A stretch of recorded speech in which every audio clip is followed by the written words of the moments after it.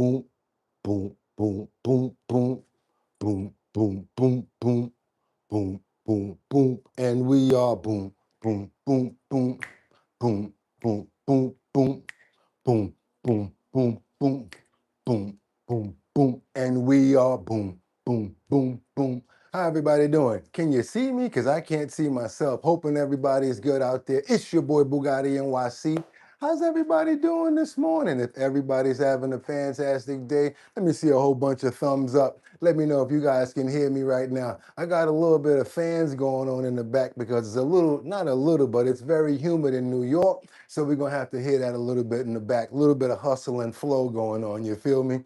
How everybody doing this morning? I hope everybody's having a fantastic morning. I know that I am. I'm ready to go. It's Friday, a brand new day out here, and I'm happy to be here with you guys. How everybody doing? Go ahead and chime on in and let me know if you guys can hear me loud and clear. Okay? Okay, let me go ahead and get this camera straight too at the same time while I'm doing that. See if I can do that. Okay, maybe go ahead and get that going like that right there. How's everybody doing this morning? Like I said, yeah, I'm sweating to the oldies right now. I am sweating to the oldies at this point. It's not a game in New York. Pretty humid. It's a summer day. You know what I'm saying? It's definitely a hot one right now. A scorcher. Seems like it's going to be probably, they said it was going to be raining today out here where I am. I don't know about where you guys are, but yeah, we definitely expecting some rain. So yeah, I'm hoping that that fixed it right there. I think we should be straight with that amount right there. How everybody doing this morning? Let me know if you can hear me. Just want to make sure that you guys can hear me. Thank you so much. Okay, I'm ready to go. It's time for us to get this working. Did you guys anybody gonna let me know if they can hear me? I think I had to fix the camera real quick. Let me know how my audio is sounding. Thank you so much, Batty. I appreciate that. Because you know what we got to do right now. It's time for us to get those prayers in the air. Let's do what we got to do, get those prayers in the air. That's right. We're going to pray for a little bit of cool down too. That's what we're going to pray for. Let me open up this jacket. Got the nerve to have on all these dark colors in the summertime, but it's okay. We go ahead and get those prayers in the air because you know that's going to be able to help us out a whole lot, because you can't do nothing without starting with those prayers. I want to pray for every single person that's here. I'm going to start off with praying for happiness, love, respect. I want to pray for honor and good cheer and good measure as well. I want to make sure that you guys understand that every day is not promised, so every single day should be appreciated. After that, then we can start complaining about the problems. I want to say good morning and God bless you to G-Man. Can't forget Miss Keisha, Beyond, Jack Welsh, Scooter Ginger's in the building, Miss Swanza, Frank Johnson. Can't forget about Jack, who we got? Teddy Marcel is in the building. Liberty and Justice, and happy Friday to you as well. Beyond Ether's in the building. Can't forget about Jack is up in the building as well. We also got Choo Choo. Can't forget about Miss Swanza. Who else we got? Sweet RV Adventures. Can't forget about 55 Lisa, 55 Coffee House Lisa Roy. Can't forget about other people like Sam Champion, Mark Dorfman, Jeffrey Spilker, Winter Rising, Angels Among Us. Also, can't forget about Luigi. That's right, you guys. I try to remember as many as I possibly can. Can't forget about me either. That's how we're going to do it this morning, because guess what? It's time. Amen. I'm ready to go. They're ready to go. I said it's time to start the show. I hope you're ready, yo. Yo, yo, yo, yo, yo. Whoa. And we wind it up. Do, do, do, do, do. Wind it up. Do, do, do, do. Wind it up. Because it's 6 o'clock somewhere. Think it's 6 o'clock here. Let's go. Do, do, do, do, do, do, do, do. Oh, okay. Okay. Olay. Now we got to try to get some of that coolness. I'm gonna make the fan right now. We're gonna do the fan. Get a little bit of coolness going on because we got a lot of lights in here. We gotta open up those pores. We gotta open up those pores. Can you believe it's open up those, uh, uh, uh. It's Friday the 12th, y'all. That's right, y'all. 2026. Said I'm your host, Boogotti NYC, and this here's our bottom line. Where we be talking about this and that and chat and this and this and that. Where we be talking about this and that and chat and this and this and that. Just got me lit. That's right, y'all. I already was lit because it's on fire. Even though they said that we expecting rain, I might have to actually open up a window around here because it's really on fire. This room doesn't have an AC because of the audio feedback and all of that. So we got to thug it out up in here. Hope everybody's having a fantastic day. Yes, I got enough water, so don't worry about that. We'll be able to replenish and refresh ourselves. We got a lot to get into. We got trending topics, current events, and much, much more. Let me start moving around so I can get some air circulating in here anyway. How's everybody doing? I hope you guys are doing good. That's right, nobody. Let's make sure that nobody forgets to hit that like button. Who that? Scooter Ginger says, how about them Knicks? Was a poet and did not know it. Okay, let's keep on moving forward. I got a little bit of the after from the other game too, a little bit of the after effects of the other night that I want you guys to see about what happened with that. Boogotti closer so we can see your pores. I know, right? I'm very close. Maybe I should move back about this far right here. I apologize, you guys.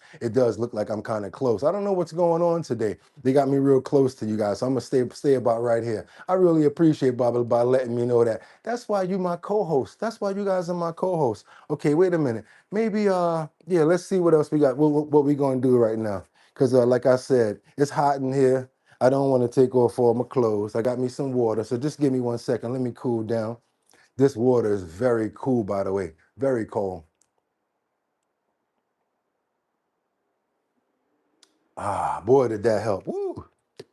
That really helps. Nothing like a nice hit of some fresh water every day. Ooh, gotta tell you the truth, you guys. Y'all ready? All right, time to turn up, you guys. Y'all ready? Because I'm ready to go. Not even to play around anymore. Let's do this the way we normally do this.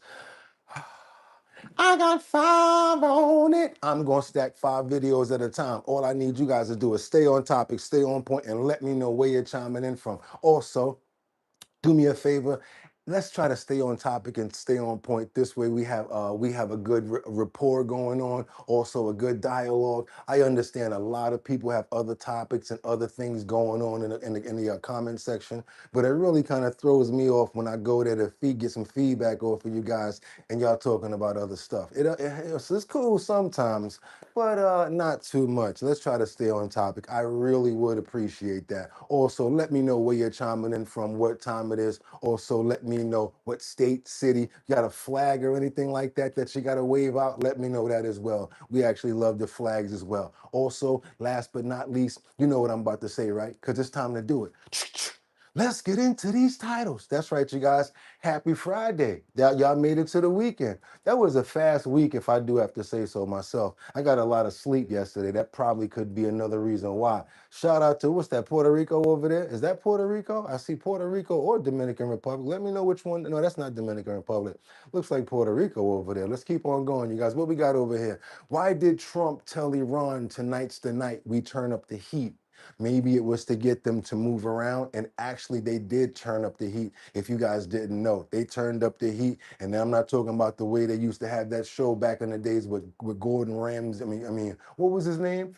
It was actually another Gordon. I forgot his name actually, but there was actually another cooking show called Turn Up the Heat. Long story short, they did turn up the heat and maybe they got results. I am never going to jump out the window and say yes, because you know how these things turn out. Let's keep on moving forward, because why did Bill Gates say Jeffrey Epstein tried to blackmail him? And he said a bunch more other stuff. He also implicated a couple of other people, not implicated, but basically said names. And basically they said that since he said those names, those are the people that they will have questions for. Let's keep on moving forward, because last but not least on our thumbnail here, what do we have? How was $85,000 stolen from a Bronx plastic surgery safe break-in? I'll tell you, inside job. Anytime something like that happens and they go directly to the source, you know exactly that somebody actually had something to do with it. When I say inside job, doesn't necessarily mean somebody that actually works there.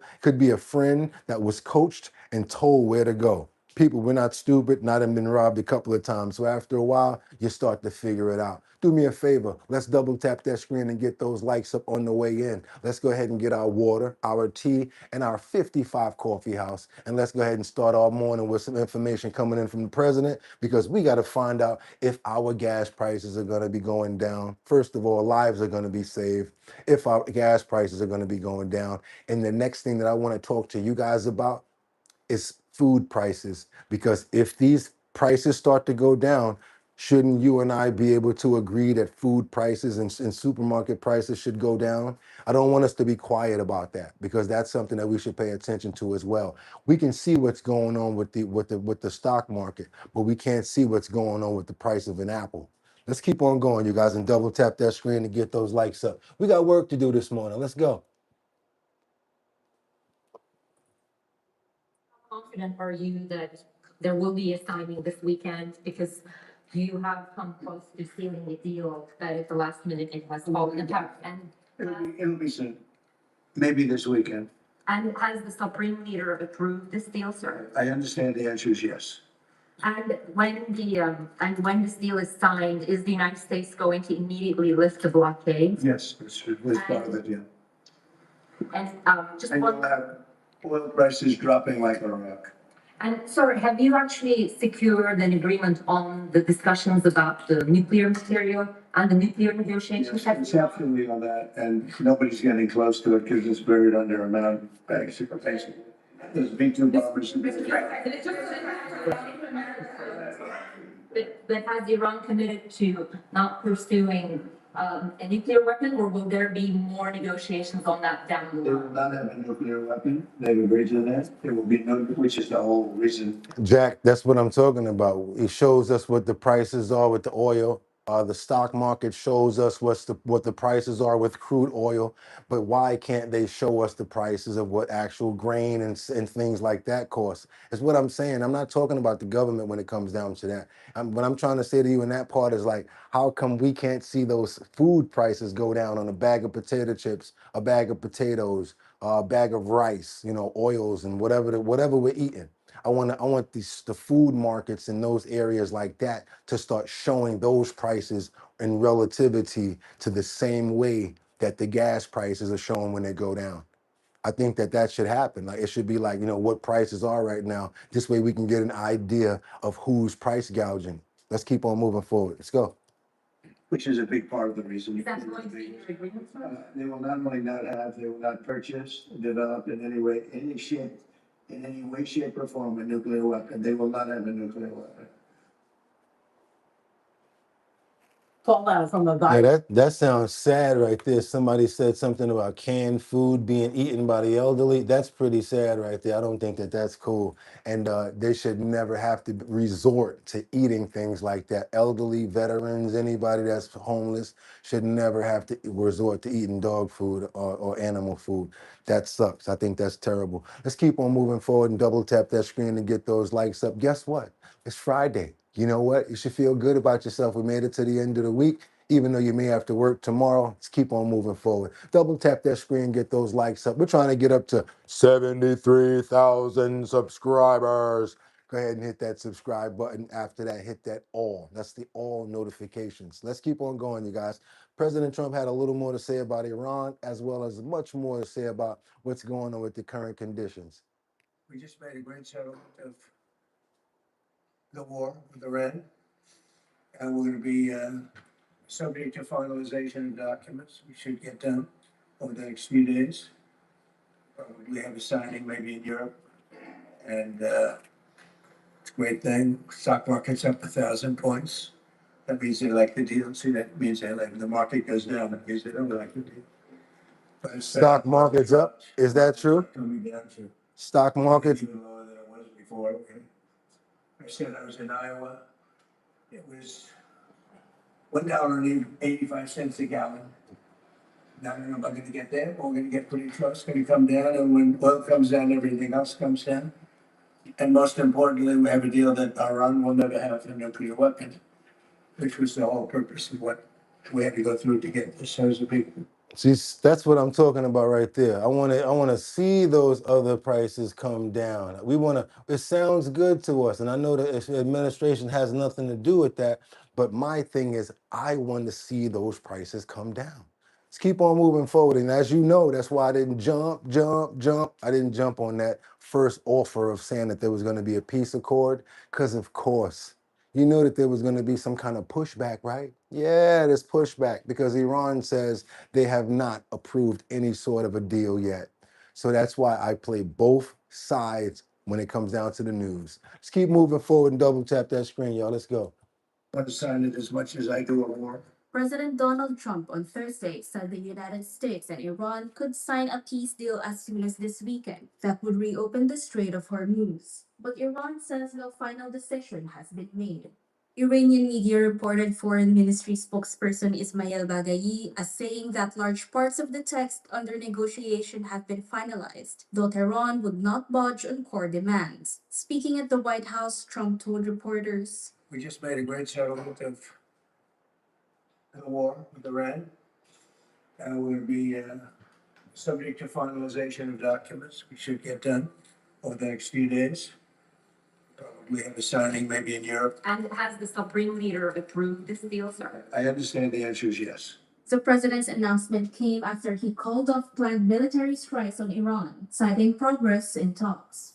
Oil prices fell to around $89 a barrel on the news, as traders reined in fears of further escalation after tit-for-tat attacks. In recent days, a U.S. Apache helicopter was shot down, prompting new American strikes around the Strait of Hormuz.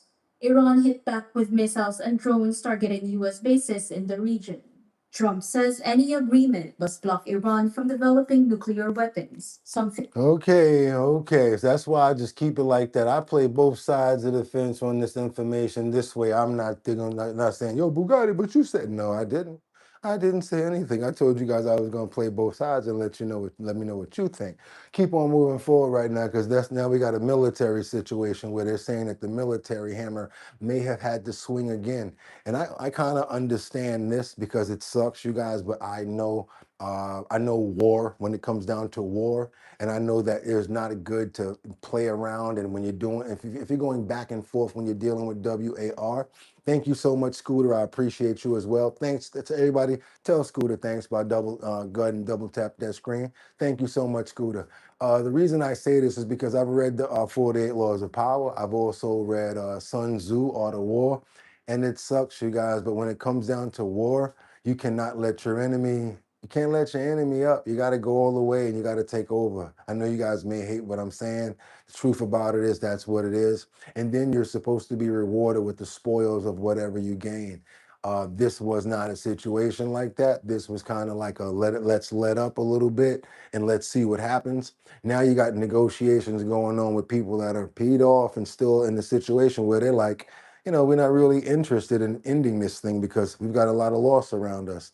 So it's a really sad situation religiously, people's families. We got a lot of public opinion. We got a lot of religious opinions. We got a lot of economical opinions. Got so many things going on with this thing right here. But honestly, what we really care about over here is ending it. Yep, that's what we really care about. Let's go ahead and see what happened in order to try to reinforce this thing to be pushed through.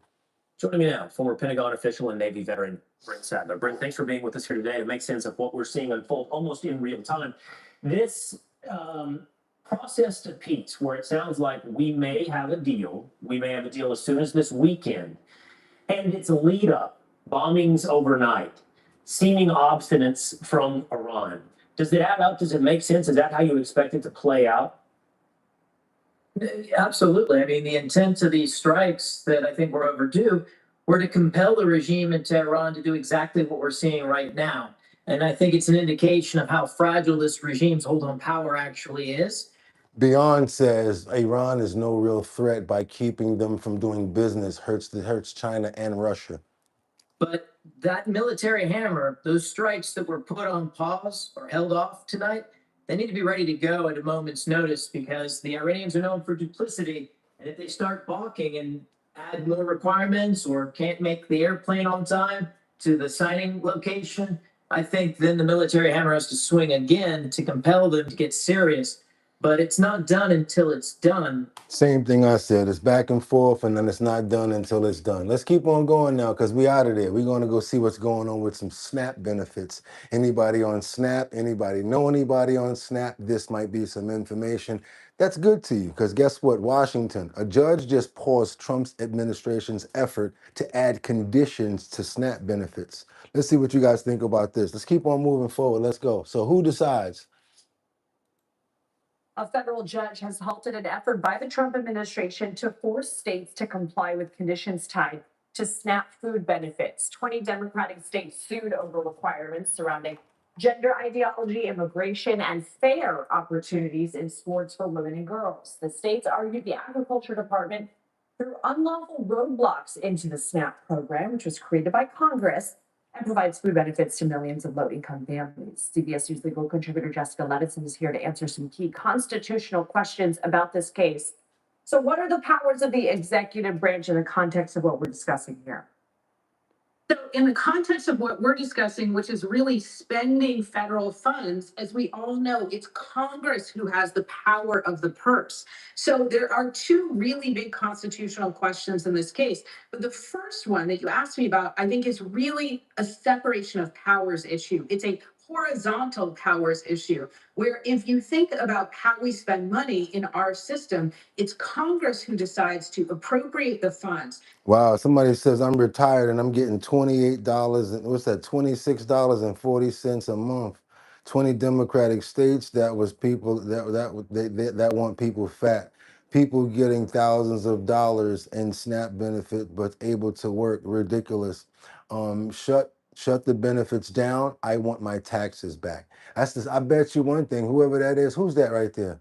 Who says that? Milk lemonade. I bet you feel the same way about those people that's stealing those all of those benefits and all of that money out in Minnesota too.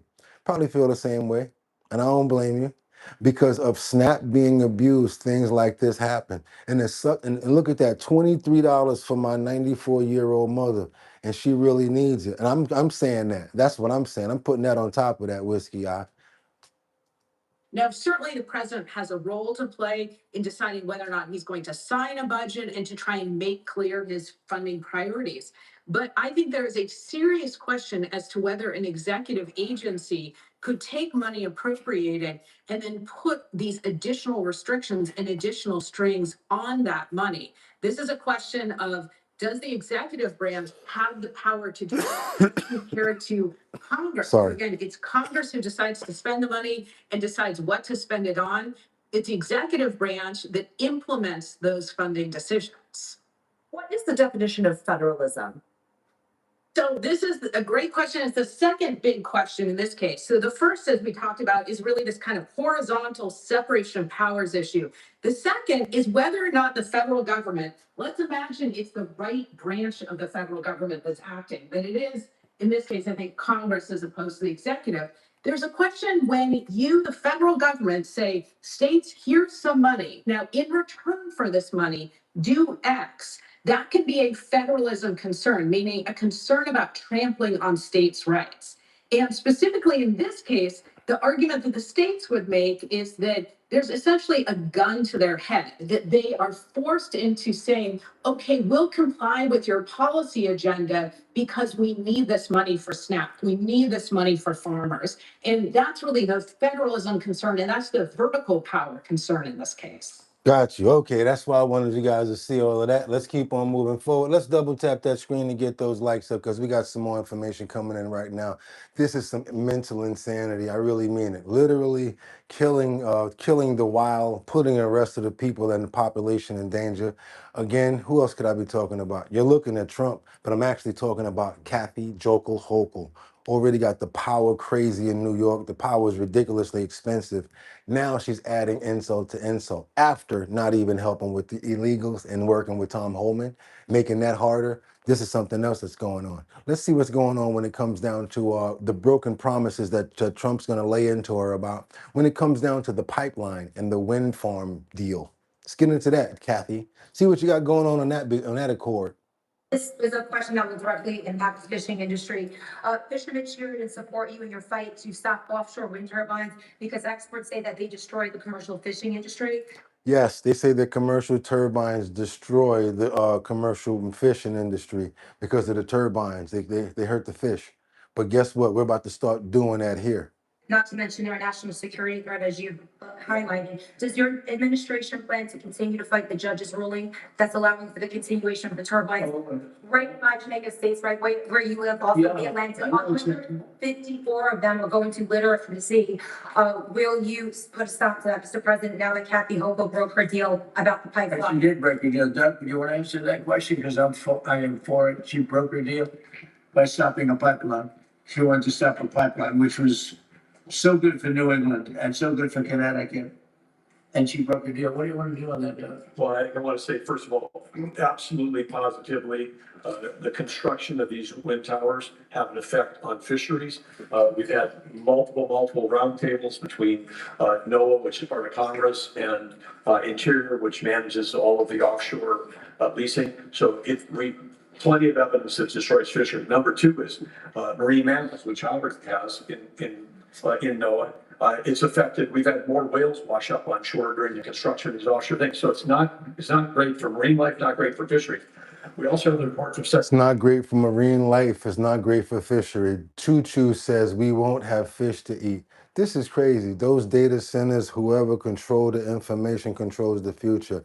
Who that Ruby says, what a shame. Data centers will kill us. No water, no plants, no animals, no humans can survive without water. There we go. Congress, government, and members of a fraud or criminal. Okay. Okay. I don't want to say all that. I'm sorry. Where are the data stored? Where are the data stored before they came up with data centers? This is all a game. I swear I just want to move into the mountains, get away from all of the nonsense. I feel the same way, Scooter, but then they're going to steal the mountain water. They're going to come up to the mountains and say, hey, we need that. Come on, let's go. Secretary Pete Hegseth, which conclusively, this is a national security threat. And we should understand, this was thrown out by the Democrats and said, nope, it's affected. We've had more whales wash up on shore during the construction of these offshore things. So it's not great for marine life, not great for fisheries. We also have a report from Secretary Pete Hegseth, which conclusively, this is a national security threat. And we should understand, this was thrown out by the Democrats and said, no, it's not. It can't be a national security. They're just making it up. Other countries, including Sweden, have canceled offshore wind projects because of national security issues. And all you have to do is pay attention to the way the wars are being fought today. It's autonomous on autonomous, a lot of it at low altitude. These wind towers that President Trump has worked to try to stop. The towers themselves can be 600 feet. The blades are 250 on top of that. You could launch an attack on the U.S.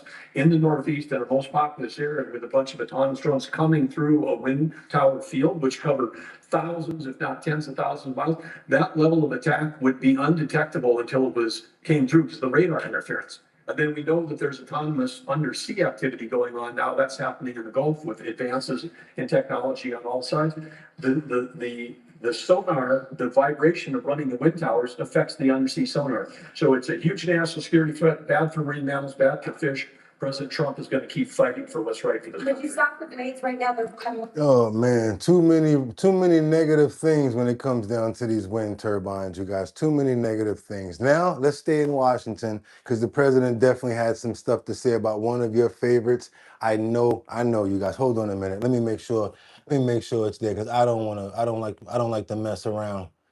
Yeah, I don't like to mess around with y'all when it come down to this one because I know you guys love her. I know I don't even make jokes about her anymore. None other than Ilhan Omar. That's right. He basically says that she needs to be she's out of her mind, and she has the nerve to try to stand behind the Constitution. You know how he says it, right? He says she needs to be thrown out of the country. What do you guys think? Do you actually agree with him on that accord? Let's go. Today's another example. If you bring in these everyday Americans into the White House and listening to them, how important is it for you to listen to everyday Americans when it comes to policy making on These these people issues? built the country, not the complainers. The complainers didn't build the country. These people built the country, whether it's fishermen or farmers or anything else. Guys like me, they built the country. And, I watch all these ingrates, they're always complaining. They didn't build anything. They couldn't build anything. Look at what's happened in Minnesota. Somalia, all these people came in from Somalia. They ripped off our system. You have the woman who married her brother. She came in and married her brother. Isn't that wonderful? And then she talks about the Constitution of the United States. She comes from Somalia. They don't have constitutions in Somalia. They don't have police. They don't have it. All they have is people that run around shooting each other. And then she comes and tells us how to run our country. I don't like it. These people don't like it. I can tell you. I think I can speak for you. She comes in, Ilhan Omar. She comes in, she tells us how to run the United States of America. And she comes from a place without anything. Probably among the worst countries in the world. And she says, the Constitution of the United States protects me. She shouldn't be protected. She honestly, she should be thrown out of the country. She's corrupt. And most of the people that came in are corrupt. And the whole voting system is corrupt in Minnesota. The Constitution of the United States of America protects me. Let's see what else is protected. We got situations over here where Representative Jim Jordan goes in. This is why Act Blue CEO didn't answer any questions, possibly. See what's going on with this questioning. These memo states, and I quote, if an otherwise legitimate donor uses a fake name, we would want to accept their donation, end quote. Can you confirm whether this is the advice that you give to your employees? On the advice of counsel, I respectfully decline to answer the question pursuant to my Fifth Amendment rights under the Constitution. Ms. Wallace-Jones, before you sent this letter, did you believe, was it brought to your attention that this letter that you sent me was false and misleading? I respectfully decline to answer the question pursuant to my Fifth Amendment rights. Let's be clear. We're here because Act Blue's legal counsel said Ms. Wallace-Jones lied to Congress, willfully and knowingly misled the Congress of the United States. That's why we're here. Oh, by the way, who was the legal counsel, Covington Burley? Who was her counsel? Dana Remus, not some Republican. She was former White House counsel for Joe Biden. Your board chairman said Act Blue accepted up to 38 million contributions in 2024 that had the signs of foreign origin. How much fraud is too much fraud? On the advice of counsel, I respectfully decline to answer the question pursuant to my Fifth Amendment rights under the Constitution. She should have just been like, I plead the fifth. 1, 2, 3, 4, the fifth. Y'all know what I'm talking about. Anybody see the Chappelle show? if I don't even know what to say after that. You guys know where we were going with that. I can't even keep on playing with you. Let's keep on going, you guys. We got an Atlanta Kennesaw. We got tips that identify this Ackworth lawyer, Richard Craven, who was he was wanted from one of the mental and road rage video shown to you. Oh yeah, I showed you this in a road rage video the other day. Oh yeah, I showed you this. Now we're doing a follow-up to that story. Remember that crazy man that ran up on that car and was trying to bother those people and snatch them out of their car? They figured out who he was, y'all. You know, it don't take too long to get him. They got his name and everything. He's a lawyer. His name is Richard Craven.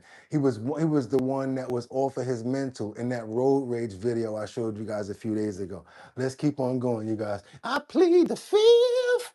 One, and she actually have like that's that Cheshire cat. That's like when you got the cat in your mouth and you're like this.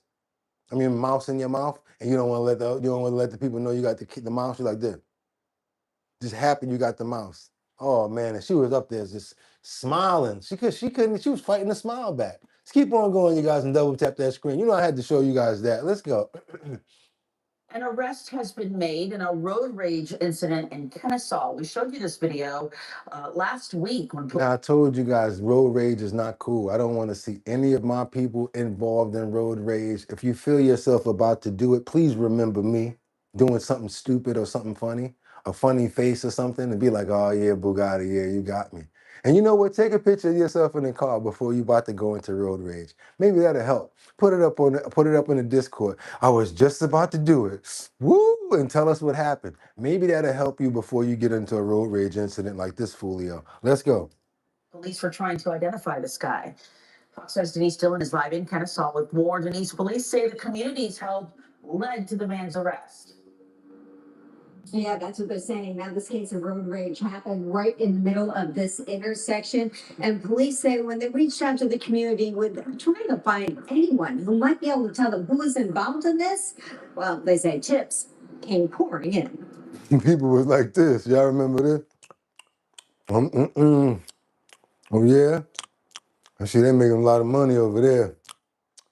Had to drop a dime on them. Ike Love style. They snitched on y'all like it was snitched on the lawyer. Name, address. You want to know where he work at? They told everything. You know how they be in the first 48? In the first 48, then all of a sudden you see them in the back, then that black lady come out and be like, now you know your mama ain't gonna like this here. They be like, I'm gonna tell you everything that happened. Next thing you know, out of there. So yeah, same situation. Let's go. Let's keep on going. They told it. We had multiple tips identifying the male as Mr. Richard Craven of Ackworth. 46-year-old Richard Craven was booked into the Cobb County Jail Wednesday. Police say he's the man seen in this video hitting the driver's side door of a truck. I'm not sure what he had going on that day, but he was really angry. There were two men in that truck. I talked to the passenger who told me they were going the 25-mile-per-hour speed limit through downtown Kennesaw when a driver behind them, who we now know was Richard Craven, must have thought they were going too slow and started honking and yelling. Better be careful with that last name Craven, boy. Woo! Then passed them in the turn lane and hit a red light. So I guess because you're going to come by the red light, he decides to jump out and be aggressive, just started punching and hitting the door, punched the window a couple times. The passenger said before he started videoing, Craven folded his license plate, making it difficult for investigators to trace the car to Craven. It just wasn't a smart thing to do. Kirsten Bice works about 100 yards from where it all happened. People do. Now, we don't think about stuff like that. I bet you one of these days that license plate is going to snap in half, because I guarantee he probably did that more than once. Crazy things, I guess, in the heat of the moment and not thinking about consequences. I think maybe he's got a lot of pent-up anger. Craven lives in Ackworth and is a criminal defense attorney. We talked to neighbors who were surprised to hear. Like an ex-MMA fighter. Somebody says, that was a smart one right there. Somebody says something real smart. Wait a minute. Wait a minute. What's wrong with you? You need anger management. No, there was somebody else that said something that was crazy. He's in a rush, but he got time to get angry. You're right about that. That made a lot of sense. I remember that part. He had been arrested on charges of criminal damage to property and disorderly conduct. Too angry. Just focus on yourself. Exactly. You have to have patience. He says he's a lawyer. He should know better than that. Nah, he probably was dealing with a bad case, and whatever happened to him, probably had some arguments going on or whatever like that, and he just lashed out. He even mad in the photo. He over there like this. Huh. He looked like that blow-headed dude that be playing that plays that really rough police officer, kind of. I forgot his name, but he got like this real brash and a real rough character that he plays. Kind of looks like him a little bit, but he's a little bit bigger than him and a little bit fatter. Let's keep on moving forward, you guys. We got to get on over to Brockton, because we got people that's in all sorts of different positions that's being called out. I don't know exactly where Brockton is. Maybe you guys can help me out. The sad part of this situation is the mayor is the one that's being called out. I'm talking about Mayor Rodriguez, as he responds after a distraught mother has an outburst. She disrupts the whole speech that he's giving at the graduation ceremony and says something about her daughter. I don't know what the mayor is allegedly having to do with her daughter, but I don't think the mother would be doing this in front of so many people. This is when the mama don't care. This is when the mom don't care right here, when she's like, you let me get over to him, he gonna hit more than me talking. So I think that there may be more here than we know. Let's keep on moving forward, you guys, and see what's going on over here. Double tap that screen. Let's get those likes up. Let's go. Oh, I forgot to tell you, we got some keychains coming out today. If you guys can get up to 400 likes. Let's see if we can get up to 400 likes today. It's not my fault you guys wasn't hitting the like button. You knew I was going to probably do something. It should have been up to at least 150 right now. And if it's not my fault, because I'm the one that's always come through bearing gifts. If you can get it up to 400, you guys are going to get 6-hour bottom line keychains. chains. And I got to make it worth it because these stamps ain't cheap. Stamp costs $1. These cost me about $3 to make. You guys like, yeah, exactly. These are not cheap either. And they're the good ones. And we got these real decals over here coming in from Sticker Mule. And they make good quality stuff too that you ain't got to worry about messing up. So that's right. This stuff ain't cheap. I have to pay for it. You know what I'm saying? I'm going to make sure that you guys pay for it. How you going to pay for it? You got to get those likes up. Double tap that screen and get those likes up. I'll be sending you out 6 keychains and I'll be sending you out 6 decals. You can't get it up to 400? Maybe we'll do the same thing tomorrow. But don't email me talking about, yo, Boogotti, my address. I'm going to be like, excuse me, Dougie Fresh. Yes. I ain't make it up to 400. I hate to say it, but I be letting you know. Yeah, I did not make it up to 400. And if you don't, I won't. 400 or better. 6 keychains, 6 decals. Then you email me at bridgethisllc@gmail.com and I'll send them over to you. Let's go. Let's keep on moving forward, you guys. Let's try to get those 12 pieces out to 12 people that actually deserve them. See what we can do about that. Mayor Brockton is responding after a mother interrupted his speech during the city's high school graduation. This is video of the moment police led her away from the stage. Boston 25 News reporter Ellie Murillo is on scene in Brockton, where this is all under investigation. Tense moments during Saturday's ceremony as Now she's doing that in front of thousands of people. Mayor Rodriguez is speaking to the class of 2026. A woman walked onto the field accusing him of some sort of wrongdoing involving her daughter, and it was all caught on video. You know my secret to my daughter. You can see officers rush to the woman before she could reach the stage, escorting her away. As she continues to yell near the crowd, students are visibly confused. Now she's speaking in Spanish and they saying, no, we don't know what she's talking about, but I bet you some Spanish people was like, wait a minute, said something about blah, blah, blah. Let's go back a little bit. Come on, y'all. Help me out with this. I know it's a hard one to distinguish, but we're going to try to distinguish what they don't distinguish. Every word is important, y'all. Let's go. Let's do it again. Officers rushed to the woman before she could reach the stage, escorting her away. As she continues to yell near the crowd, students are visibly confused as Mayor Rodriguez continues his remarks. Thank you for the support that you have done on a daily basis.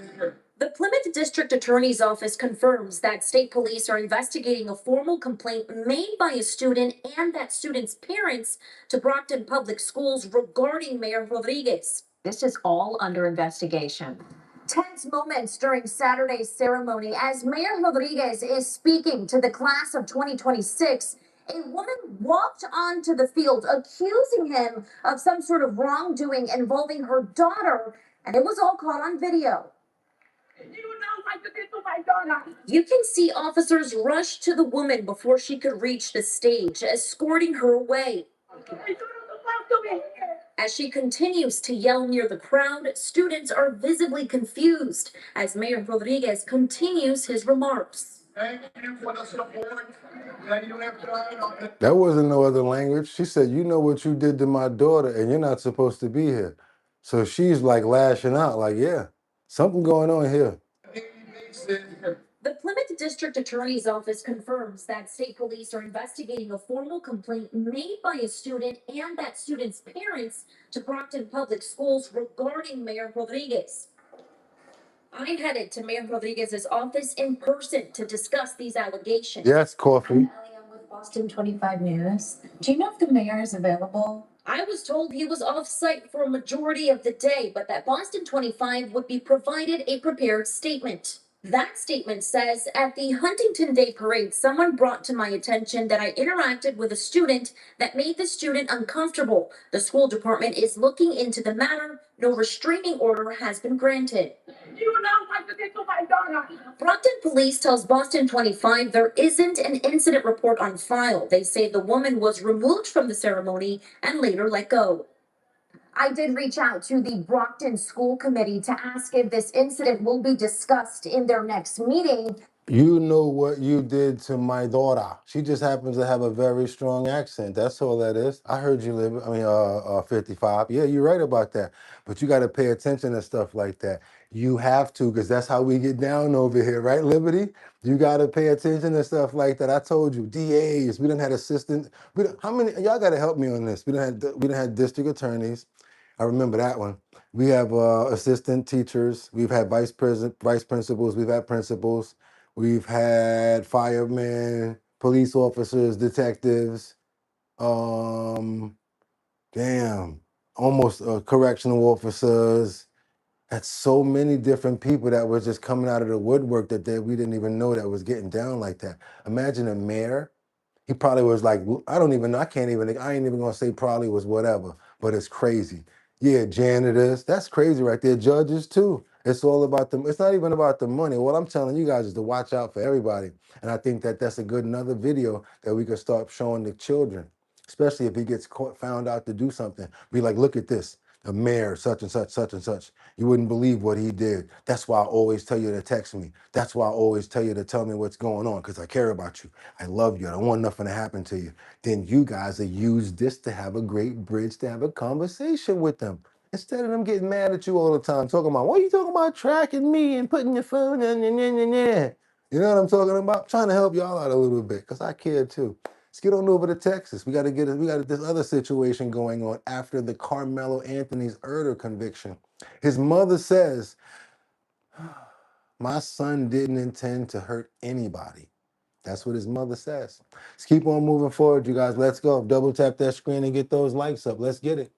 This morning, we have an exclusive interview with the parents of a Texas teenager sentenced this week to 35 years in prison for killing a fellow high school athlete.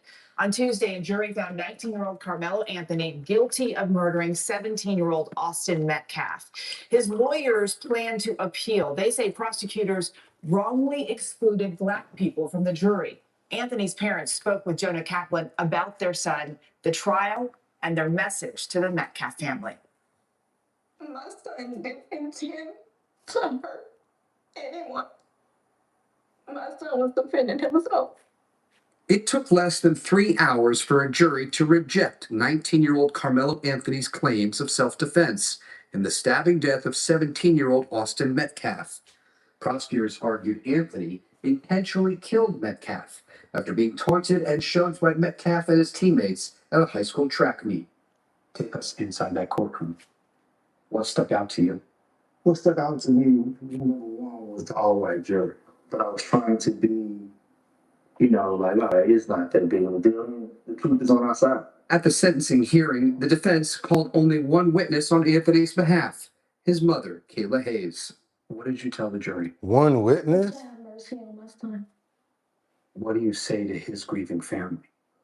It's unfortunate to where nobody wins. We've all been hurt by this. Everybody.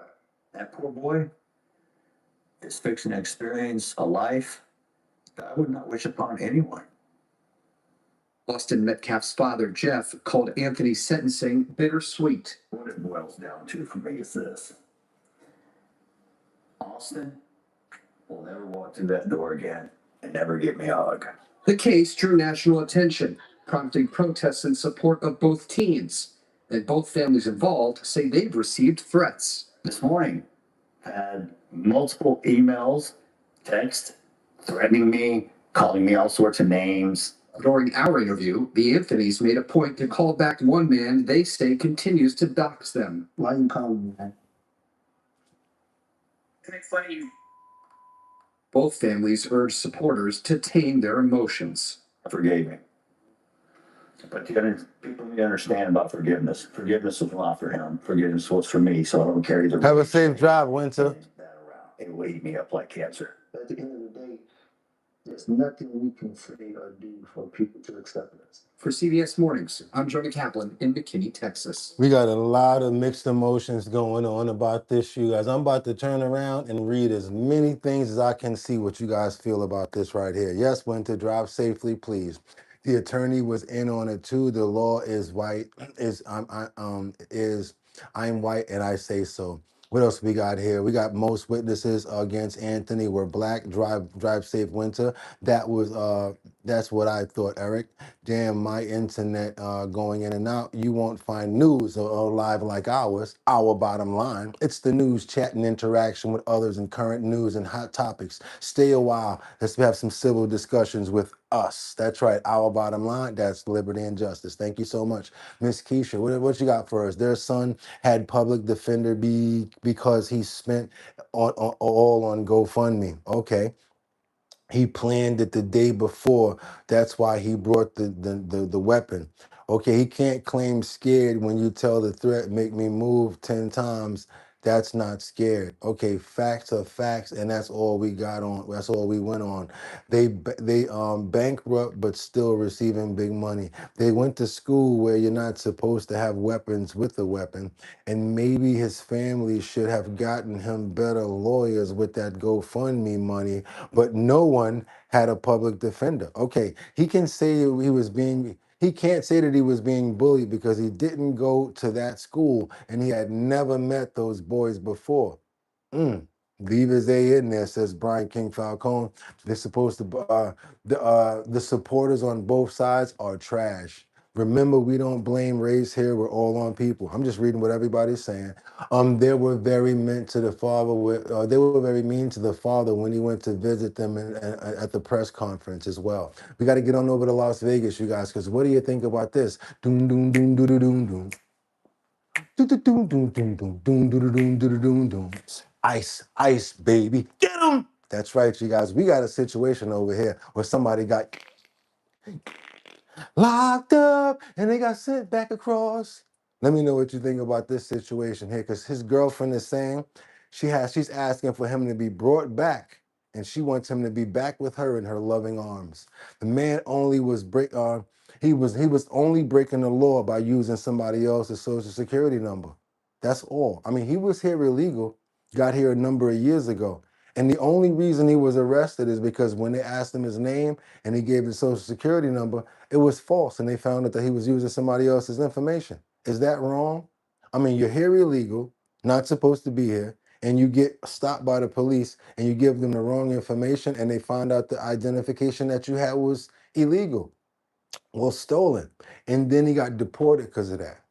Doesn't seem fair to me, you guys. Come on, man. Let's go. Let's keep on moving forward. Let's get it. Double tap that screen and get those likes up. Check this out. I am asking for him to be brought back. He can be brought back because he violated his rights. A man from Las Vegas deported, leaving his fiancee heartbroken. ICE agents have been active here in the Las Vegas Valley. 8 News Now reporter Joshua Peguero looks into this man's case. Jeanette Bennigan is fighting the federal government after her fiance was deported to Mexico. They went ahead and they went ahead and processed him through, sent him out of the U.S. into Mexico. Where I didn't know where he was. This all started on March 3rd when Metro arrested Teodoro Alvino Perez. Officers appeared at Bennigan's home to check in on her as she was under house arrest. Perez pulled up and Metro questioned him. So she was on house arrest. He pulled up and Metro questioned him. According to Metro, According to an arrest report, officers learned Perez was using someone else's social security number. His W-2 that he had, that they used as evidence was under his name. He bought that social in the streets like anyone else who's trying to struggle. On March 25th, he just bought it because it was just like anybody else that was out here that was in the struggle. And just because she got a lighter in her hand, don't mean that she got any type of pipe or any type of hunter, I can feel it, devices. You know what I'm talking about, right? Come on now, calm down, guys. Clark County prosecutors dismissed the charges. But a day after his release, Perez was picked up by ICE. 8 News Now obtained a copy of the warrant from the U.S. Department of Homeland Security. Perez was taken to the Nevada Southern Detention Center in Pahrump and then transferred to Arizona. Right now, I am facing very harsh financial hardship, and I could be put in a homeless situation because of what they did. Perez is you gotta put the pipe down, back away. You gotta back away. You know what I'm saying? You got to back away from the pipe. Put the pipe down, mi corazón. Put the pipe down. Among several people E! News Now has reported on that ICE agents have arrested in the last year and a half in Clark County. Last year, ICE arrested Armenian political dissident Vardan Hukasyan. Hukasyan was in Las Vegas seeking political asylum. His case has led to a diplomatic crisis since Hukasyan has Russian citizenship. The U.S. wants to deport him to Armenia, where he could be killed. Hey, got a lot of these people here that come here and do certain things. I don't know. I'm going to ask you guys right now. How many of you people, how many people, how many, pardon the pun, crack up? Do me a favor. How many of you people believe that they were rightful when they deported this person? I want to give a thumbs up. And you can go ahead and say, deported, if you like. But if you think that they're wrong for taking this man away from his loving girlfriend that doesn't do anything bad, that looks like she's probably going through hardship like she says, go ahead and give me a thumbs down. If you do think that they were right about deporting this gentleman that you just saw the story about, let's see a thumbs up. Let's keep on moving forward, you guys. Let's go. Let's keep on going, you guys. What happened? It got me all up in here dying laughing right now. Wait a minute. With stolen identities, at least they should pay the entire child support. That's crazy. Yeah, we got to keep going. This is bananas. I can't believe this, yo. I can't. We do respect your opinions. We do. Thumbs up or thumbs down. I want to know. Cause the pipe is now empty. That's her hardship. Look at you, love 619. He said, cause the pipe is now empty. It's her hardship. That was a good one. I love that. Let's get on over to Wildwood. We have to go into this next one laughing because this other story is pretty sad, you guys. I gotta tell you. It's the follow-up to the Wildwood situation that we were dealing with last week. We got a situation where the body that was missing of the teenage swimmer was found off the Jersey Shore. This is why I love going back and forth with you guys, because I've been needing you guys to make me laugh too, like for real. Some of these stories just get to you. Just got an update in the last hour about that teen who went missing while swimming in Wildwood last week. Wildwood police say they have found the body of 14-year-old divorced Carter III. His family called him Peter. Now, his body was found near the U.S. Coast Guard Training Center.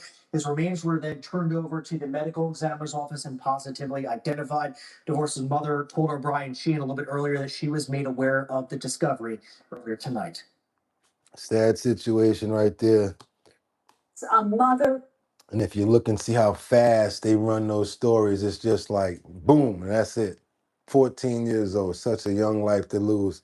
I want to pray for Divorce. That's his first name, believe it or not. And I want to pray for his mother and his family that they can get through this tragic time right now, you guys. Sadly, he didn't make it. But at least they can get some closure as to finding his body and resting him in peace, and putting him to rest the right way. We want to pray for the family as well as anyone else that's affected by this situation. And we ask Father God to bring them and place them in your hands as well. And please look out for all of our young children out there. Amen. Especially this summer with all of this water and things going on out there, you guys. We got to really, and I'm hoping that they investigate that and just don't look at it as a drowning or something like that. Hopefully they really find out what's going on. But they did say Wildwood is Wildwood. Let's get on over to New York, where it's New York all the time. And guess what? If you can make it there, you'll make it bum bum. Anywhere, it's up to you. New York, New York. And this story is not about the last game. It's about the camaraderie and what's going on in New York altogether. I gotta say to you guys, I never thought that the Knicks would ever gotten that close, would ever be able to win, would ever be able to be a championship team as they are. I gotta tell you, ever since '76, I was probably a really little guy, 3 years old, probably something like that. But I tell you one thing. Sad part about it is, sometimes you have people when they're supposed to be celebrating, they celebrate, but when they're angry at losing, they act out as well. One thing that I had to start getting used to is starting to celebrate the losses as well. Because if you can find celebration in the losses, you can actually really find celebration when it's time to celebrate. Sometimes you may lose something and you get information from it. Sometimes you may not get something and you learn why you didn't do it. That may be able to something to get you to get further in life so that you can celebrate at another time. So you don't just want to look at things and say, "Oh, I didn't make it this time. I'm leaving it alone." How about learning from that loss? Learning instead of being angry that you didn't being angry that you can't celebrate. So yeah, I got to bring this topic up right now because I've seen a lot of New Yorkers and a lot of Knicks fans ripping off jerseys and beating people up. I saw literally like the other day, the video that I saw you was more like the WWE out here, where the guy had the street sign, took it off, and he's bashing people in the head. Reminded me of Hacksaw Jim Duggan or one of those crazy guys from back in the day that used to have these crazy chair fights out in the crowds. So yeah, I want to just talk to you really quickly about the scene that was going on at Madison Square Garden. There was crowds that were fleeing, multiple arrests at the Knicks final game. It was kind of crazy, you guys. Check this out. And it's like, I don't even, Lord forbid, that someone lost their life at something like this. They even had boom booms going on in the crowd. What's scary about that is you don't know who's doing it, and it can be an experiment, it can be a test, or someone could have got really hurt. I happen to think that these were like M80s, but still, it was too close to people, and someone could have got hurt. Check this out, you guys. We got these pows that sent MSG crowds fleeing as New York City Police Department makes multiple arrests at the Knicks finals the other day. Check this out.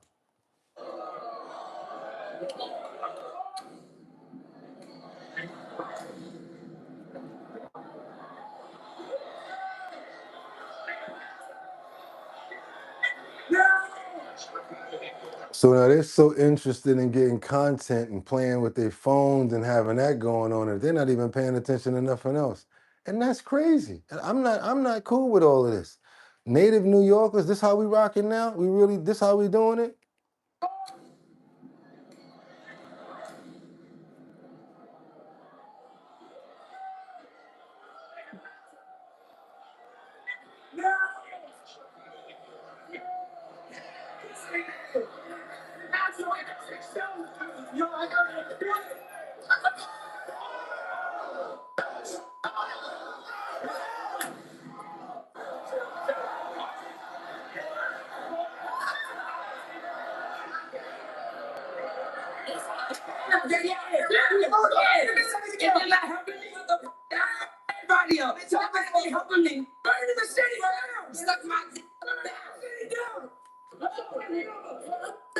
So what will happen if you, oh my.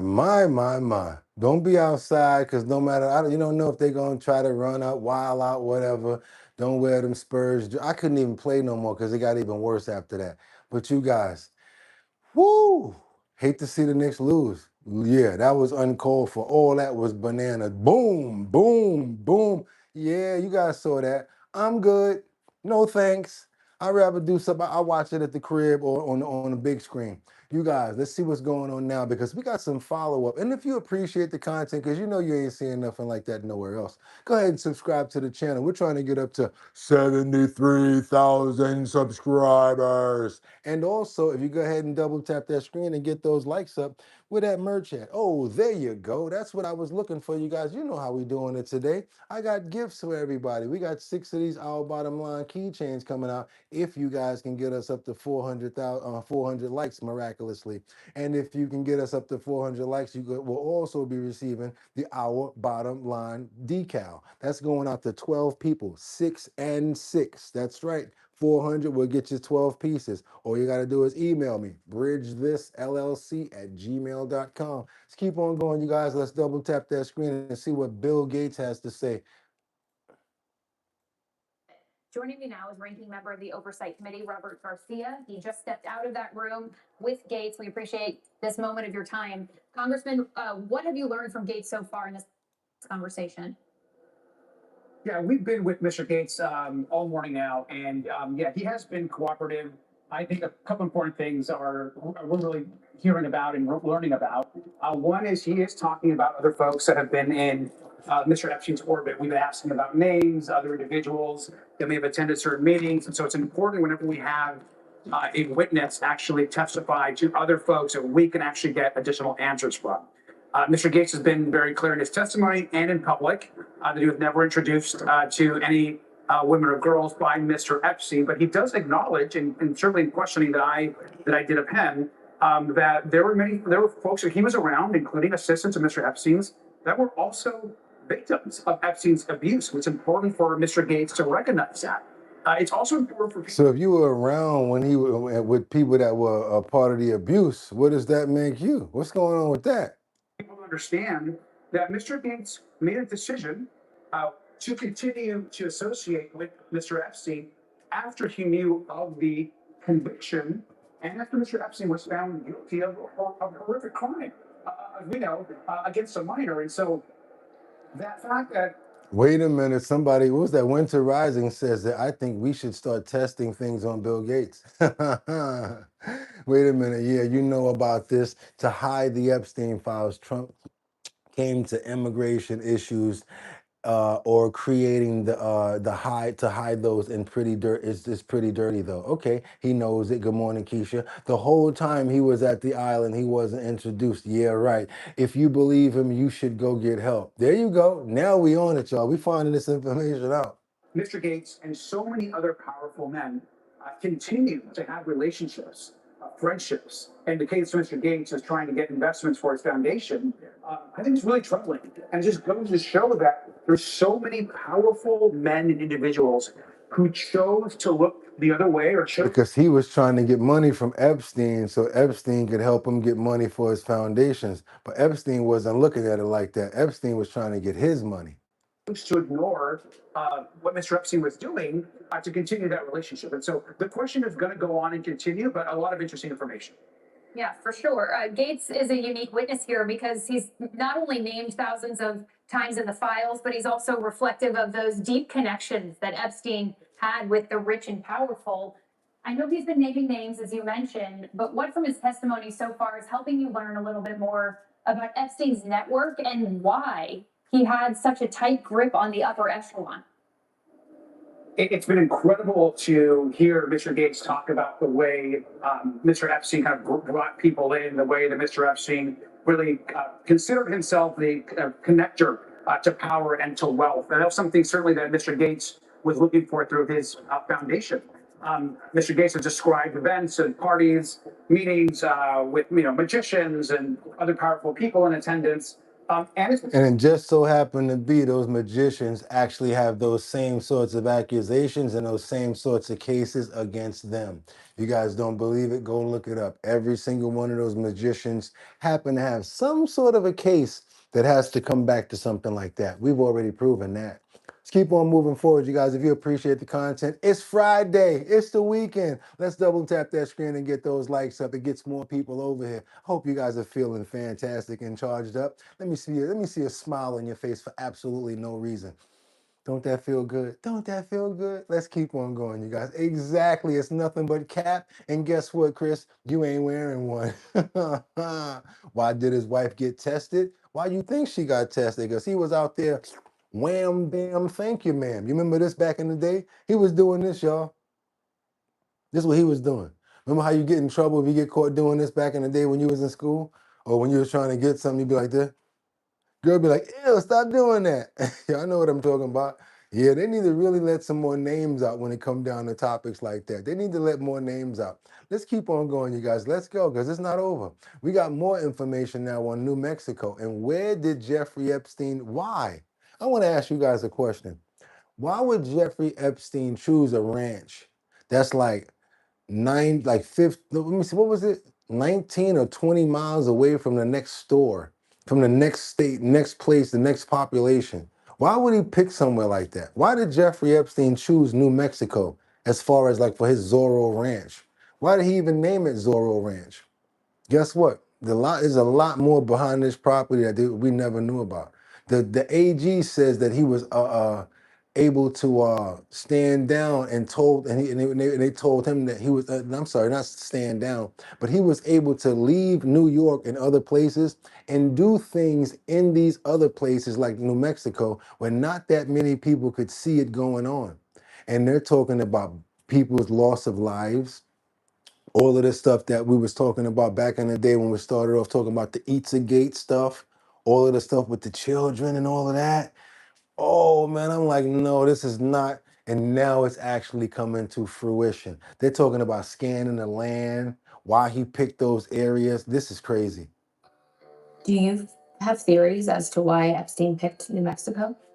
I think he thought it was a place that he could easily influence, and he was right. The allegations of crimes against the late convicted sex offender Jeffrey Epstein that took place on Zorro Ranch are frightening. Rape, sexual assault of minors, forced birth, even eugenics. The horrors coming right from the mouths of Epstein survivors. Eugenics, forced births. Their diary entries, and, as we found, out of the 3 million files connected to him released by the Department of Justice. Far from the more well-known flashpoints of Epstein Island, Palm Beach, and New York City, the word Zorro repeatedly coming up from remote New Mexico. Zorro is mentioned nearly 14,000 times in the Epstein files that have been released so far, and still there is so much unknown because of how remote this land is. We've been driving out here for miles. There are no stoplights, no gas stations, no restaurants, nothing. The survivors' voices still echo today as we arrive at the gates leading into what was once Zorro Ranch here in New Mexico, lined with signs, with pleas for justice, a love letter of support to survivors who experienced such trauma. Epstein bought the land in 1993 from former Governor Bruce King and built a mansion at the top of the property, a secluded getaway from his homes in Manhattan, Palm Beach, and Paris. Though Zorro is visible from this highway, most people just pass by. Jeffrey Epstein's former ranch house is up there on that hill. Scripps News was granted special access to the land by the State Land Commissioner's team. This portion of state land that we're on right now does end at a ridge, basically a very large hill that touches the private portion of the ranch. To this day, despite many public accusations from survivors, the land has not been searched by federal authorities, and the unredacted files have not been turned over to the New Mexico Department of Justice. See what the demolition man says. Thank you so much for the $2 super chat, you guys. Thank you so much. Let's go. For its ongoing investigation. The state's Department of Justice was granted access in March for its reopened investigation. Scripps News obtained this video from agents' body-worn camera during that raid. But former New Mexico Attorney General Hector Valderas says in 2019, months before Epstein's arrest on federal sex trafficking charges, he was digging hard on his own investigation. Valderas says he was 6 months into building a case and had just returned from his first interview with a survivor when he got a call from the Southern District of New York to pause the investigation. They were very powerful people, huh? Had some powerful people that got in contact with him like, yeah, leave that case alone. That's our boy right there. Leave him alone. Yeah, okay. Let's keep on moving forward now because now we got some more information that's a freak out. And what do you think when it comes down to this? These files basically triggered, they're saying that these files triggered a freak out in the White House amongst many different people to the point where they were even possibly considering, even back then, you guys, giving Ghislaine Maxwell a pardon to try to clear President Trump's name. Let's keep on moving forward. I'm not making this stuff up. I'm just telling you what they said. Let's go. A New York Times article out this morning is revealing what it calls a freakout, that's a quote, inside the White House over the Epstein files. The article describes a panicked Vice President J.D. Vance as he and other advisors met inside the Situation Room last year. It also points out that one White House official suggested that they pardon Epstein's co-conspirator Ghislaine Maxwell. It was during that Situation Room meeting that a Wall Street Journal report was published. You remember, right? It detailed the close relationship between the president and Epstein. Let's bring in CBS News Chief White House Correspondent Nancy Cordes. Nancy, has the White House responded to this article yet? They have just responded, Adriana. They put out a statement saying essentially that President Trump has been totally exonerated when it comes to anything having to do with Jeffrey Epstein, and that his administration has released thousands of pages of documents and therefore has done more to address this issue than any other previous administration. But what this article really does is shine a spotlight on the tremendous concern that top White House and DOJ officials had as this story started to gain momentum, and they tried to figure out how to tamp it down. There were various factions either arguing to release as much as possible, to try to get grand jury materials released, kind of to show the public that that they were being as open as possible. And then there were others who were arguing that they sort of needed to hunker down and that this would all blow over. A couple of things that were the most fascinating, Adriana. Number one was the fact that there were some within the White House who were suggesting that they offer some sort of favor or enticement for Ghislaine Maxwell, who was in federal prison in Florida, in exchange for her doing an interview Think that's probably why she did what she did? with a top DOJ official, and the idea of even offering her a pardon was floated. That was shut down, but she was transferred to a lower security. You love says I call BS. Interview.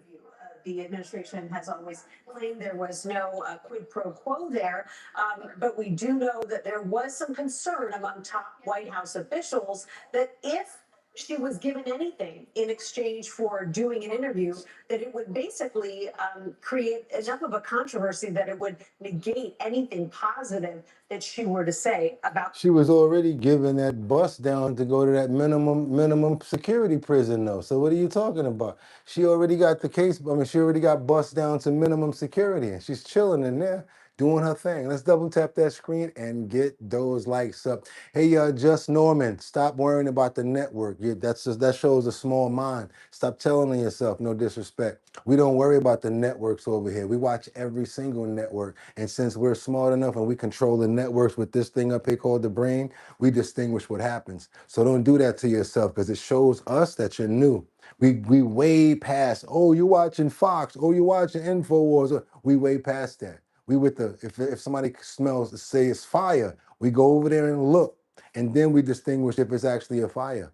And then if they're lying, they're lying. But don't have a small mind and just get caught up on what network we look at, because then that means that you're way behind us. We've been off that for like 12 months already, okay? Let's keep on rocking. Just take the information, stay in the chat, whatever you want to say about the information, then we keep rocking. Stop worrying about networks. It makes your mind seem small.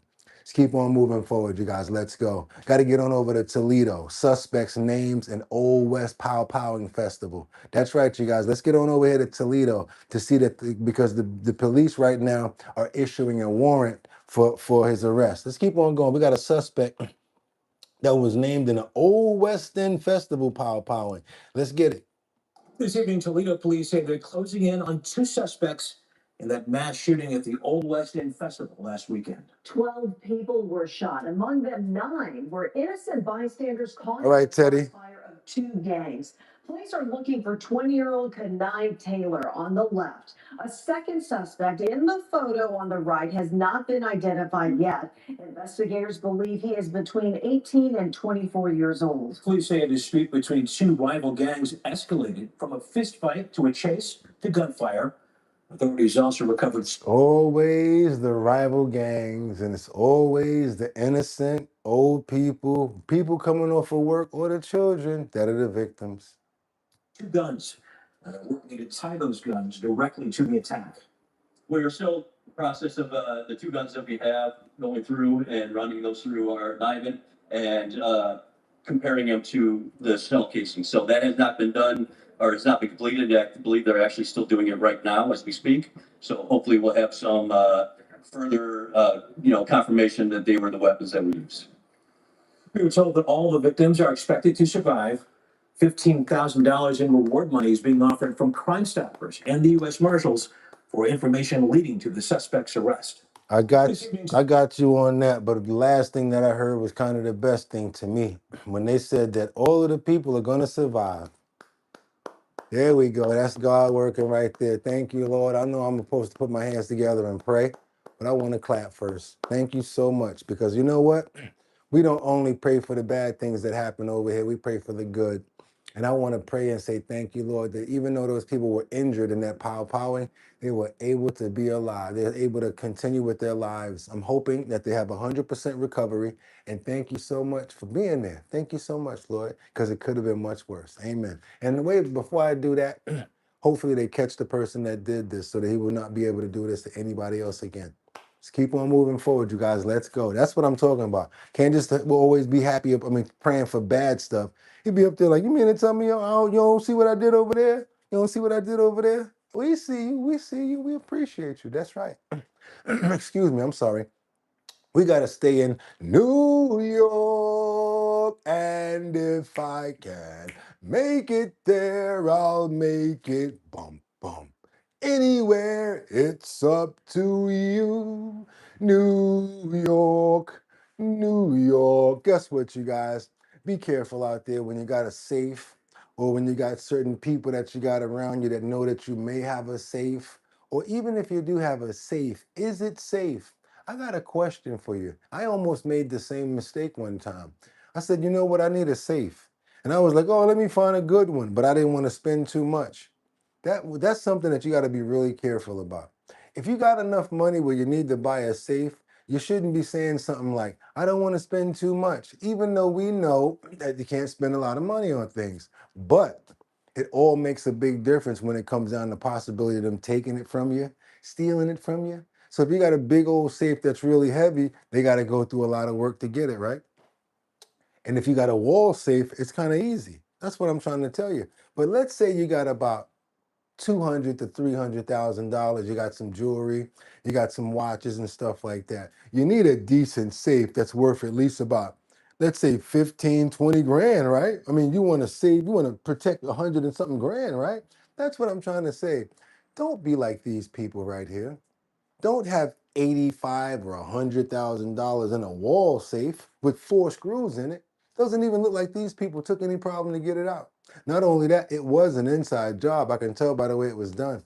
Guys, come on now. You got to be careful. This is the one where I told you, even if it wasn't an employee, this is somebody that was coached. And I always tell you guys another thing. 9 times out of 10, when something is stolen from from you in a certain type of way, unless it's a business, a lot of times it's somebody that you know. That apartment that you lived in, or something, certain styles of how they do it. They know your schedule. They know your dog. That's another thing. Why I don't let nobody pet my dog. Oh my God, look at Fluffy. Now he knows the dog. So now when somebody break in, oh, that's Fluffy. I ain't gonna bite him. Mm-mm. Fluffy need to be ready to hakatao, whoever he need to hakatao. Let's keep on moving forward, you guys. Let's go. Employees at a plastic surgery business in Bedford Park are hoping police can find the people responsible for stealing a safe containing $85,000. Newly released video and images show some of the individuals police believe are behind the crime. News 12 Sam Israel has more.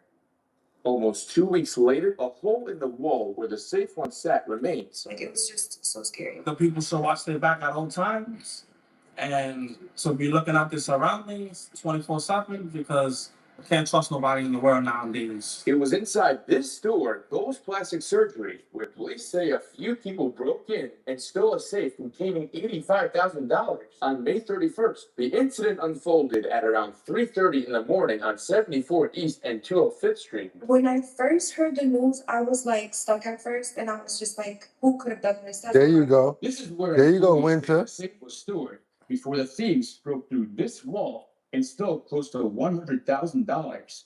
Those at the store believe the people responsible knew the exact location of the safe and even knew the codes needed to get into the room.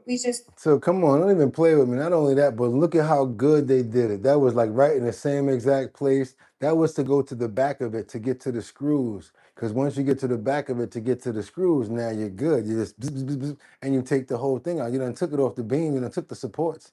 Ain't nobody stupid. But you shouldn't even had a wall safe. It should have been like the one that Winter's husband's got that took 4 people to bring it in. So it would have took 4 people to bring it out. It would have been extra bulky. They would have needed a bigger vehicle. And just another thing that you guys didn't notice.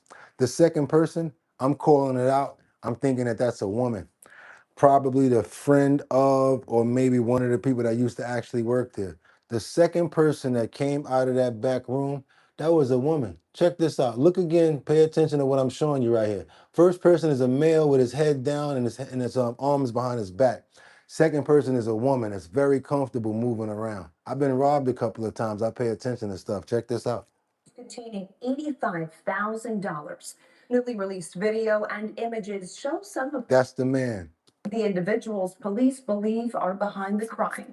News 12 Sam Israel. Now, if that's a man, he got a BBL. BBL Drizzy.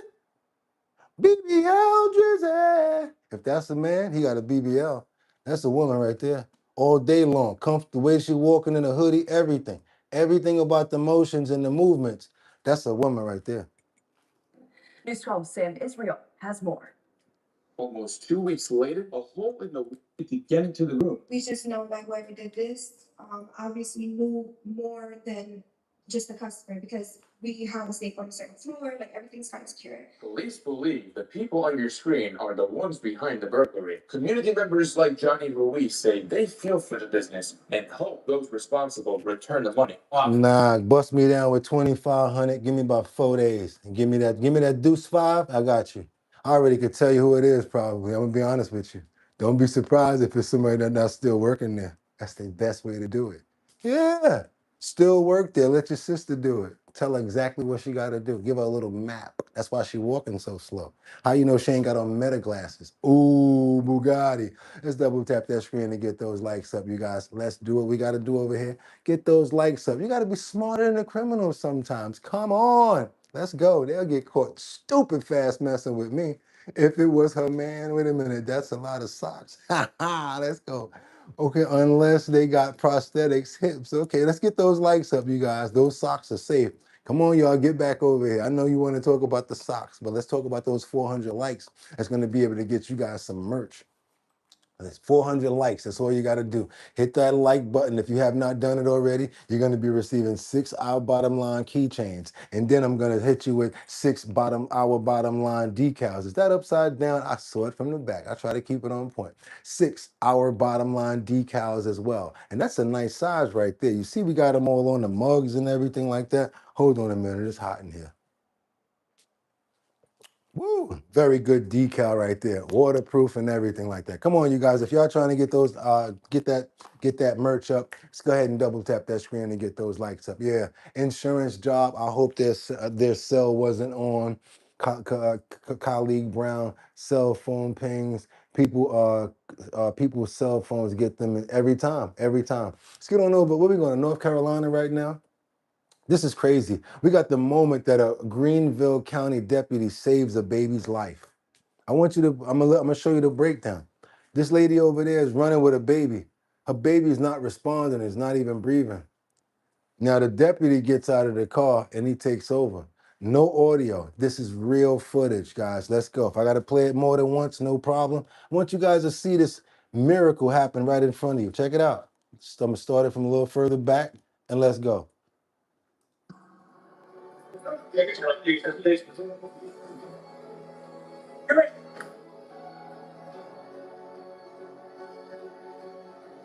They're going to get the pump. Ready?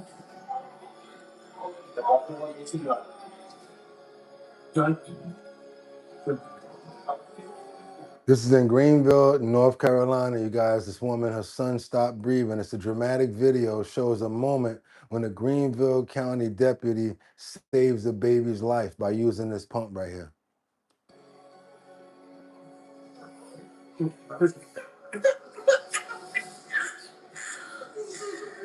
Okay, sweetheart.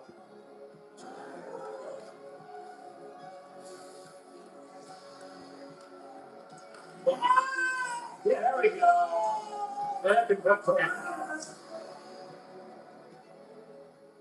That's it. That's it. Not too much. That was it right there. That was basically it right there.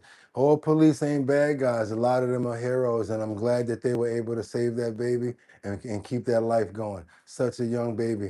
Thank you so much from overseas in Australia. Again, thank the Lord for being there and for always being on time and taking care of what you need to do and stepping in and helping out.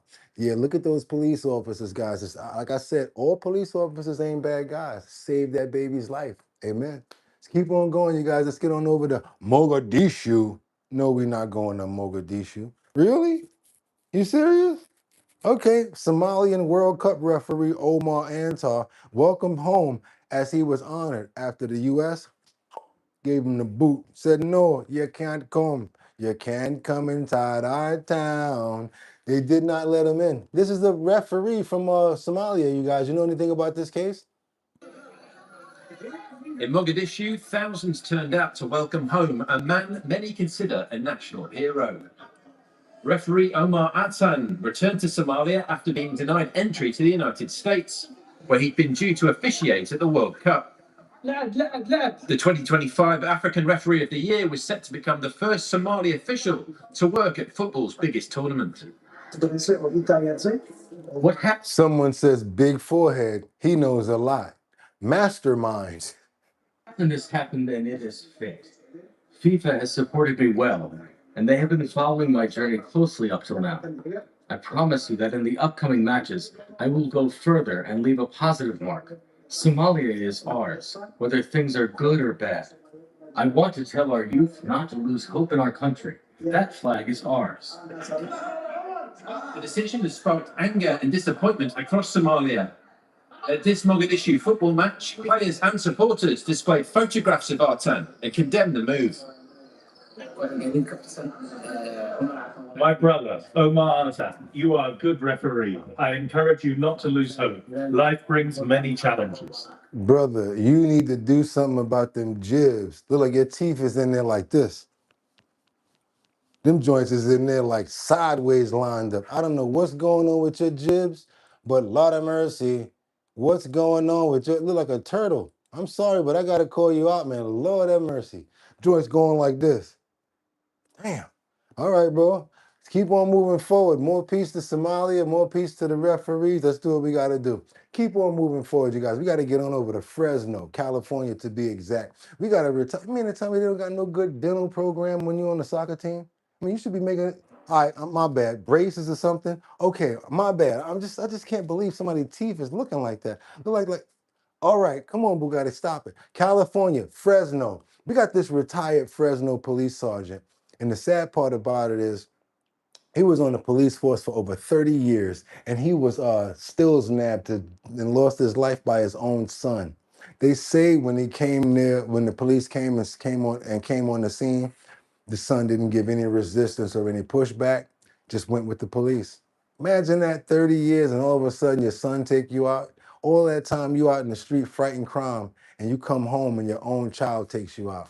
Sad situation here, you guys. Let's get on over to Fresno. Double tap that screen and get those likes up. In Crime Watch, we're learning more about a violent attack that killed a retired police sergeant over the weekend in Fresno County.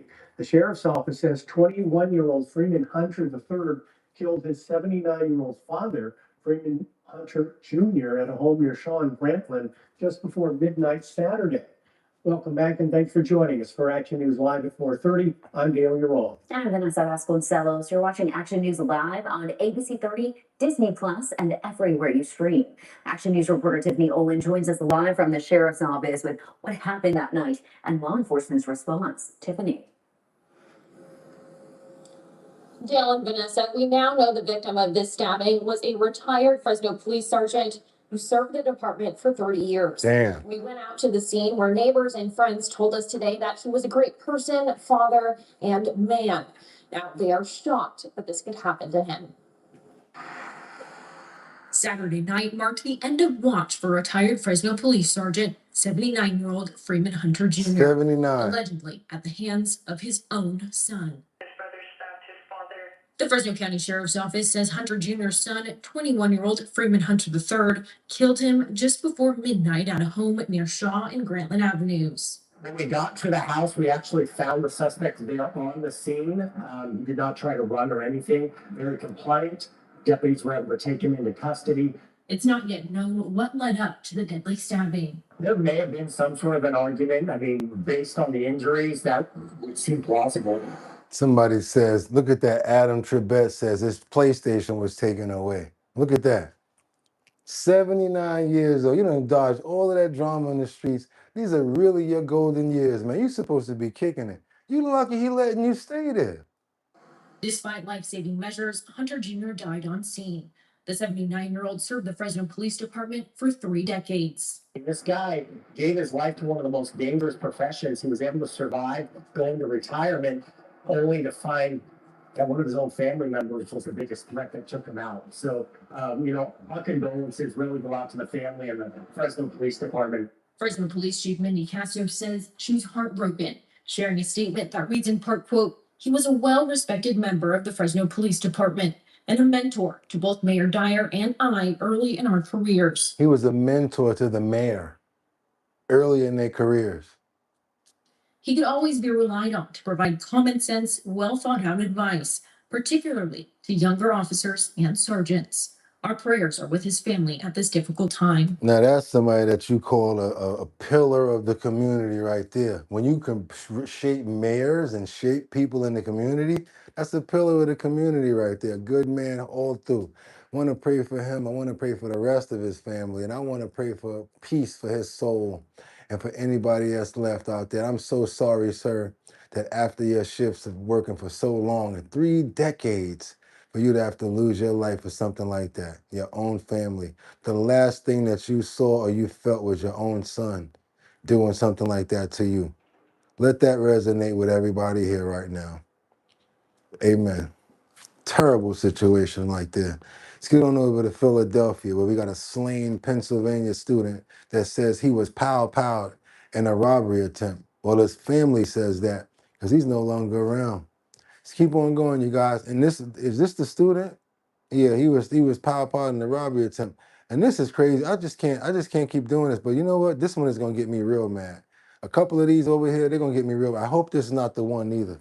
If this is the one about that nurse, I'm tired about this crap. We turn now to breaking news. This coming in from Philadelphia's Germantown neighborhood. Police there investigating a deadly shooting that may have stemmed from a dispute over a parking space. This is the one over the parking spot. The guy actually stayed around for the police to come get him.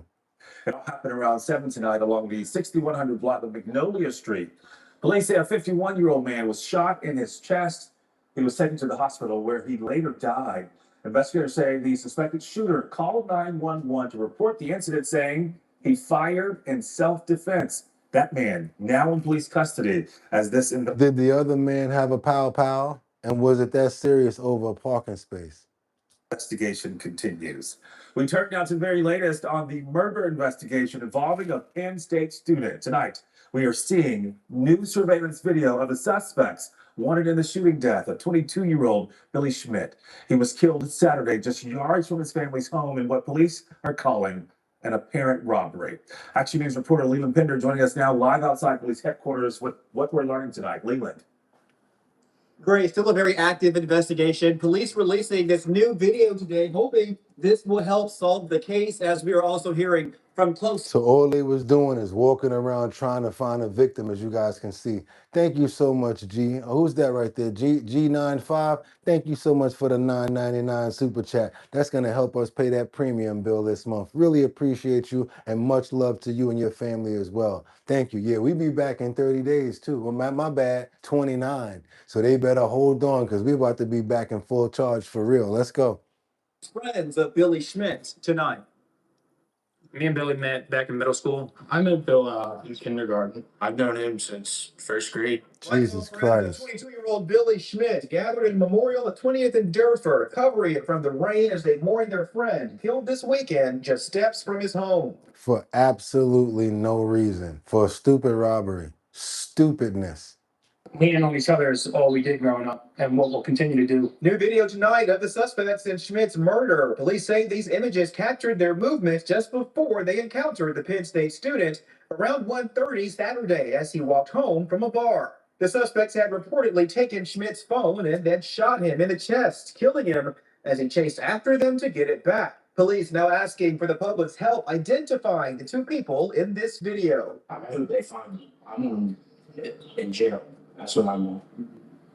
They don't deserve to get to walk away from what they did. Friends say they didn't find out about Billy's death until the next day, now cherishing the moments they had with him Friday night into Saturday morning as they watched the NBA Finals at that bar. The Wow. way he always said goodbyes was always a big hug and I love you. It's just, I'm happy we got to say that one last time. Investigators say the suspects ran from the scene last spotted near 22nd and Porter, discarding clothing and masks. With this gun violence thing going on in the city, it's not good. And when it hits so close to home like this, it really makes an effect on a lot of us. And a funeral mass that is for Schmidt is scheduled for next week, but tomorrow evening there is a vigil planned there in the neighborhood. As they do with every homicide case in the city, police are offering a cash reward for information leading to the arrest and convictions of the suspects in this There's a cash reward and there's a community vigil today, you guys. case. For now, we're live outside police headquarters. Leland Pinder for Action News at 10 on BHL 17. That's actually today in Philadelphia. If anybody's interested in going and showing your respects, you guys. Let's keep on moving forward, you guys. What we got? Oh man. Oh no, is this the same thing? I think my bad, I just played this. Is this the same? The 51-year-old victim was rushed to Einstein Hospital where he died from his injuries. Police say they responded to a call over a parking spot. Yeah, that was the one right there. Let's keep on moving forward, you guys. That was it right there. Where we at with this right now?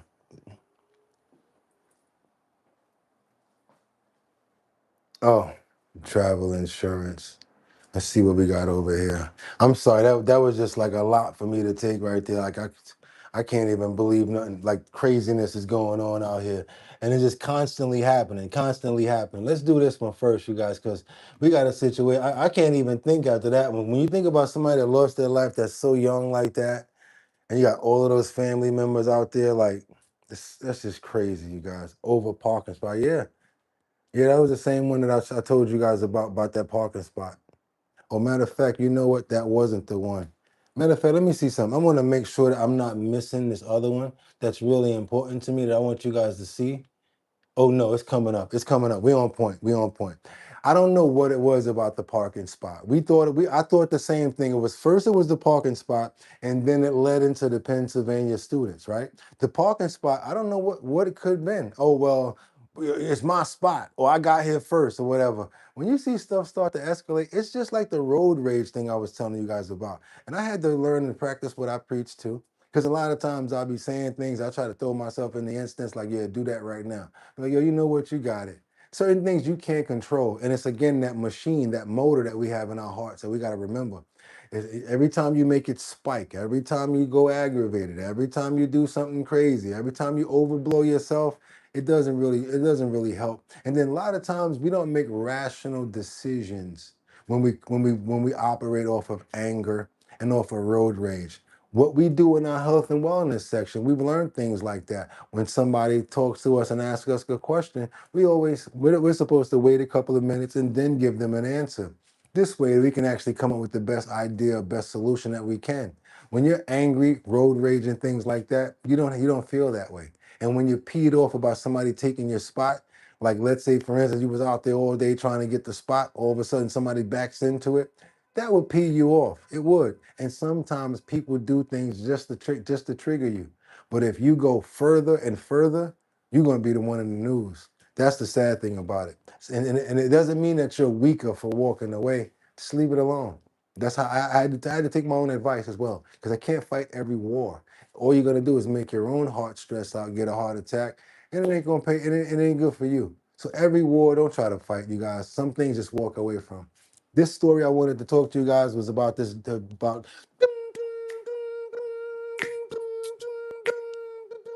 now. And what you want to do, you want to be ballers, shot callers, brawlers, who be dipping in the bins with the spoilers, on the low from the Jakes and the Taurus. That's right, you guys, it's P. Diddy. Looks like he getting sued again. It seems like they can't keep a man down. I'm not going to say a good man because we don't know if he's a good man. I'm not going to stamp that. But I see what's going on here. It seems like as he's in jail, as he's in prison, there's a lot of people and a lot of lawsuits that's coming out.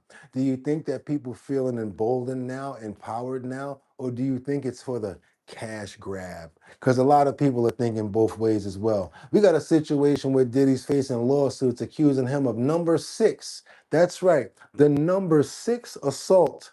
But this time it's against a minor. Let's go, you guys. Let's go. A child actor. Sean Diddy Combs is now facing yet another lawsuit, this time connected to allegations he sexually assaulted a minor. The unidentified former child actor claiming the assault allegedly happened during a networking event in 2007.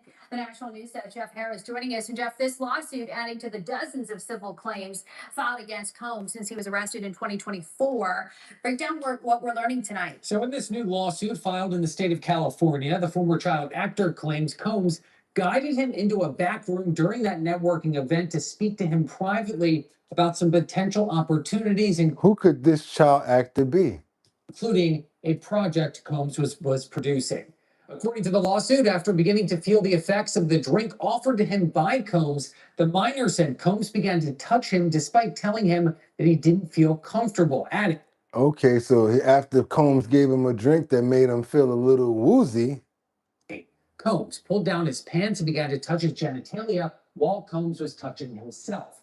Now, the lawsuit doesn't specify the man's age at the time of the alleged incident, but only that he was under 18 years old at the time. A spokesman for Combs responding tonight saying, quote, "He's just another hater in a long list of people trying to get in on the money gravy train encouraged by personal injury lawyers. Mr. Combs has never sexually assaulted anyone, and that includes any child. These allegations will be disproved like all the rest." Now, ABC News reporting tonight, the man also sued his former agents for not protecting him during the event by either arranging a chaperone or confirming his guardians would be there. After an 8-week trial, Combs was acquitted of sex trafficking and also racketeering, but was convicted on 2 lesser counts. He's currently scheduled to be released from prison in 2028 with the appeal of his 15-month sentence still currently pending. That means that he got a possibility of coming out on appeal, you guys. And he's got all of this other, So everybody getting a little bit nervous now, and a lot of people trying to get on that bag. Somebody says Bieber. See a couple of people saying Macaulay Culkin. That was supposed to be allegedly for Michael Jackson, though, by the way. Wonder if it's Justin. Who else you guys think it could possibly be? Cosby Jr. Don't know. Let's keep on moving forward, you guys. Let's get on over to California.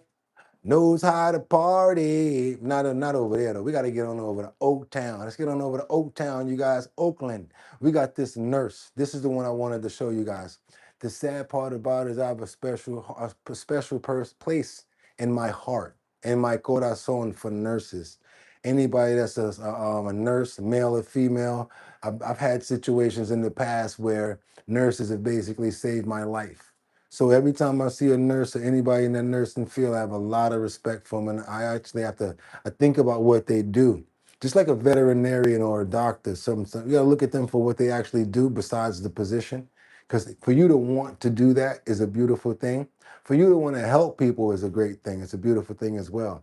So anytime I see something like a nurse or a person that's a nurse, I show them a lot of respect and a lot of love. Yeah, we got a lot of them that are bad out here, that angry or whatever like that, just get into the profession for the monetary and things like that as well. I know.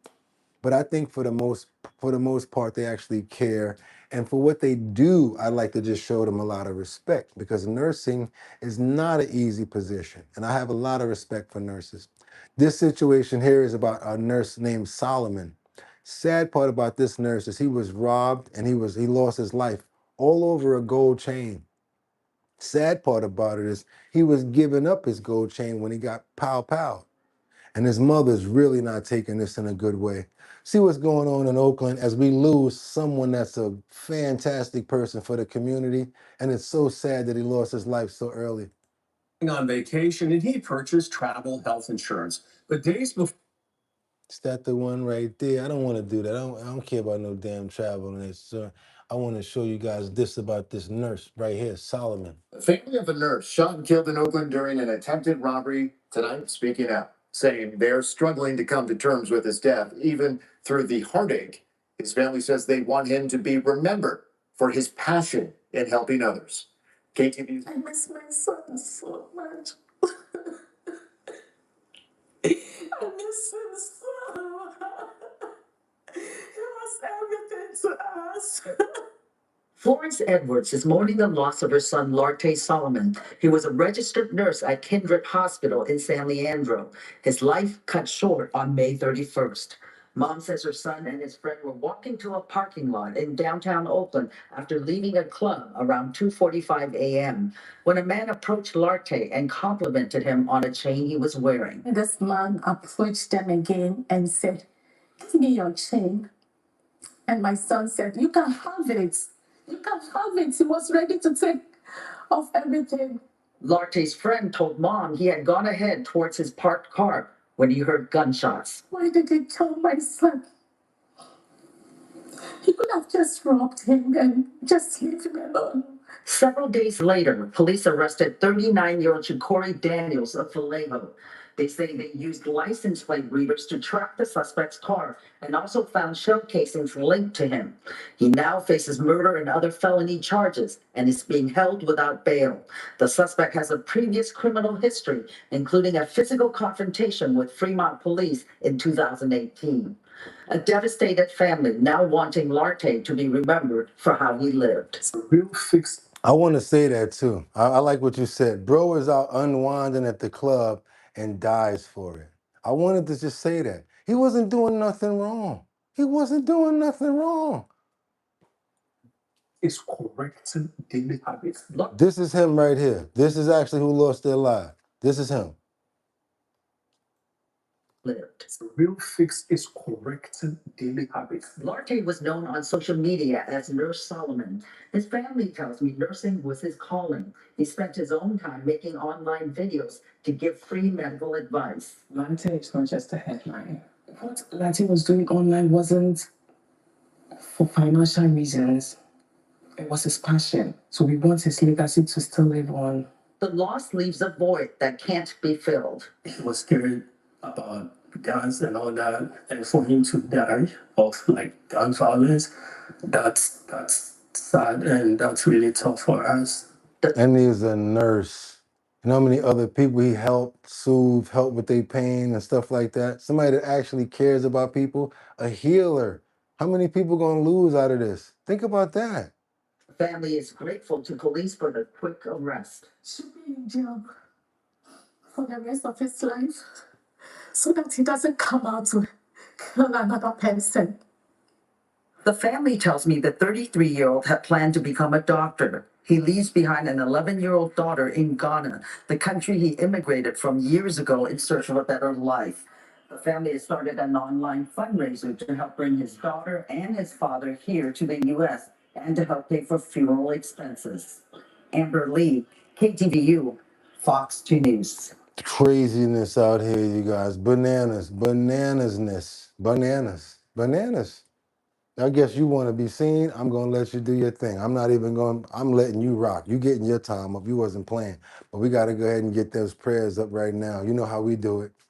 I'm trying to just act like I'm holding it back. I'm really trying to hold it back, you guys. Because nurses and good people like that, online doing the right thing, entire family feeling it. The sad part is that crumb bum didn't take the chain when he said, "Here, you can have it." Oh, man, and he was planning on being a doctor. How many other people he probably would have saved their lives? Like he was good at what he did too. I want to pray for the mother because you guys can see that she's going through it. His brother and all of his family's going through it. And they're going to have to deal with the burial and all of that stuff. They're probably going to have to send him back to Ghana and all of that. So yes, they're trying to put money together for just that. A pillar of the community out here trying to help people. Sad thing is we're going to be the ones to suffer in the loss of it. We're going to be the ones to lose. All because of a damn gold chain. Pray for his mother and his family and that we can be secured out here now in these days against crime and stuff like that, Lord. We ask you to protect us and keep on protecting us as you do. Amen.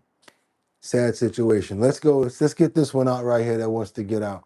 We got a man that's shocked that his son's $147,000 claim was denied despite having travel insurance.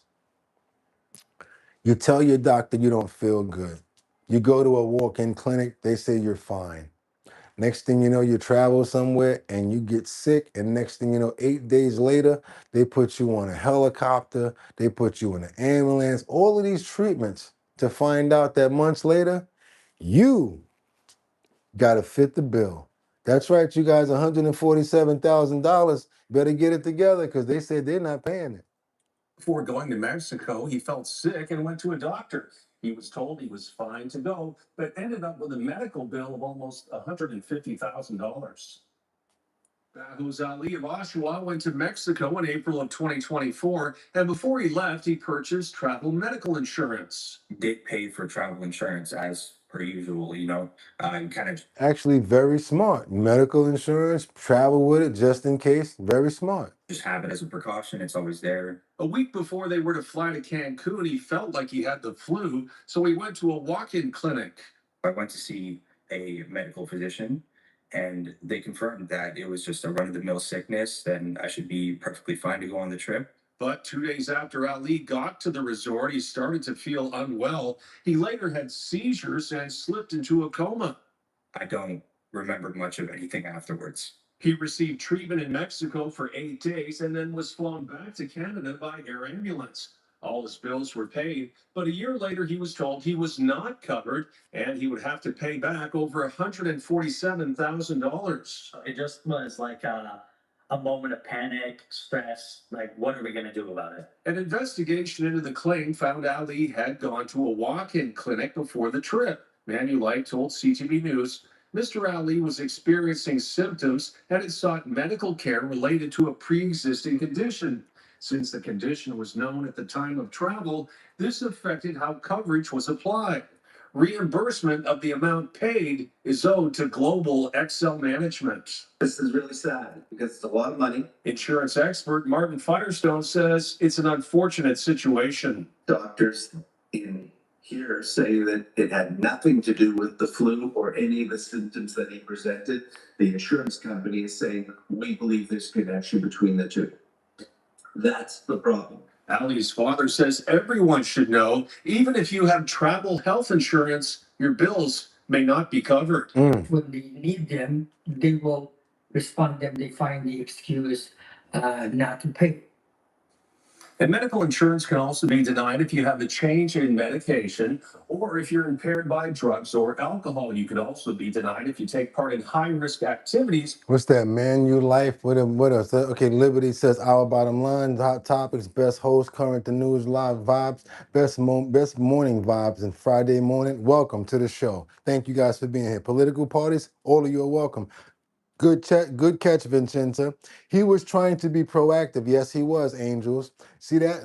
That's crazy. The company didn't pay a dime. No, they didn't pay nothing at all. Remember, hit that like button, everybody. Hit that thumbs up so we can get more people over here. And trying to get that merch, trying to get those all we got to do is get up to 400 likes, you guys, and you're going to be able to get 6 keychains and 6 decals. Get up to 400 likes and email me at bridgethisllc@gmail.com. I'm going to be sending out 12 pieces. A beer is a high life activity. Read the fine print. Insurance companies look for any reason not to pay. There you go. Thank you so much, Big Girl for Life. Appreciate you. Let's keep on moving forward, you guys. And guess what?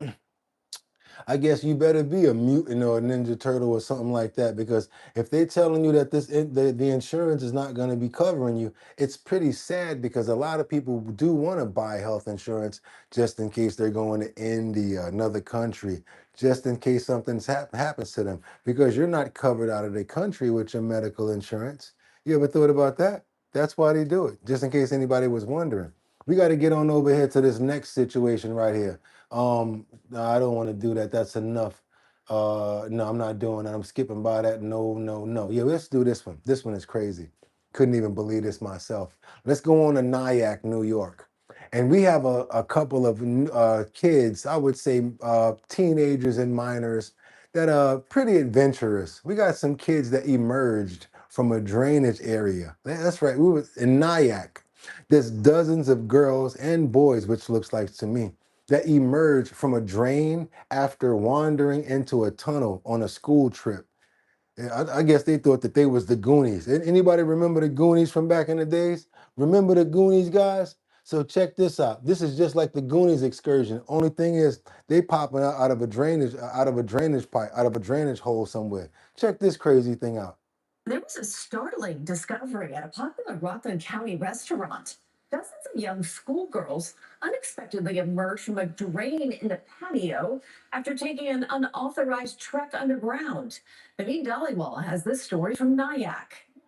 What started as an ordinary day for Hudson House restaurant owner Matt Hudson in Nyack quickly turned into something he never expected. I was in the office when we heard kids chattering. Where's that coming from? What he found was astonishing. Dozens of young girls climbing out of a drain where a creek runs under in the courtyard behind his restaurant. So sure enough, we came back here into the patio, looked here, and it was filling up with kids. They were fine, but they were excitedly talking. They were happy to be getting out of here. According to Mayor Joe Rand, the girls were part of a school trip visiting Nyack Memorial Park when they entered this massive drainage tunnel, which collects much of the village's stormwater runoff. So they saw the culvert, they saw the cave, and they thought, let's go take a look, see what's there. And they started walking, and they just kept walking and walking and walking. The mayor says the group traveled roughly half a mile through the dark culvert on rocks and uneven terrain before They traveled a half a mile. safely finding the exit at the restaurant. Everybody was safe, and I'm so grateful for that, and I'm grateful for the first responders. But it was dangerous. They should. Sounds a little suspicious to me, but okay, guys, okay. Because it's cloudy now. We could have gotten rain this afternoon, and if it rains, this thing gets much more powerful, and the water could have really picked up on them. For Hudson, it's a day he won't forget. That's right. Somebody said it right, Ruby. Ruby said lucky Jeffrey and Bill wasn't down there. We've been here almost 36 years, as I mentioned, and we thought we saw it all, but no. There's A school trip to the drain. some surprises here. The mayor says he'll be reviewing safety measures at this culvert site, and he's reminding residents and visitors that drainage culverts are not for recreational use. In Nyack, Naveen Dhaliwal, CBS News, New York. They remind me of like the Goonies or like It or something like that. Down in the sewer. What the hell are you doing down in the sewer? I don't understand that one. I ain't gonna be down in no sewer. You guys, you know what we do around here a lot? We always talk about what we can't have. Don't we do that a lot? We always talk about, oh, we can't eat this. We can't have that potato chips. We can't have those potato. We can't have that. You know what I'm thinking to myself? We've been doing that so long. I always said to myself, well, what can they have, Boogotti? Like, what kind of snacks? What is going to be safe for them to eat? It's Friday. Y'all might want to curl up and watch a good movie, and you want something to eat, You might want something to snack on, right? And you probably rely on what? The same old common stuff, potato chips, little stuff like that or whatever, maybe like popcorn or whatever. What do you guys like to snack on when you're watching television? Just a quick question, you guys. Now tell the truth. I know what we're about to do, and you guys know where we're about to go right now as well, because this is our health and wellness section. That's right, you guys. Health and wellness. It's time to get into it, you guys. It's the health and wellness section. I want to know what you snack on. Chocolate popcorn, okay. We got the Gushers. Oh, those are good. Looking at Chunky in the tunnel. Okay, popcorn. We got an apple. Skittles. I used to love Skittles. How many of you guys used to take the Twizzlers and bite both ends off and use it as a straw? Oh boy, I used to do that a lot.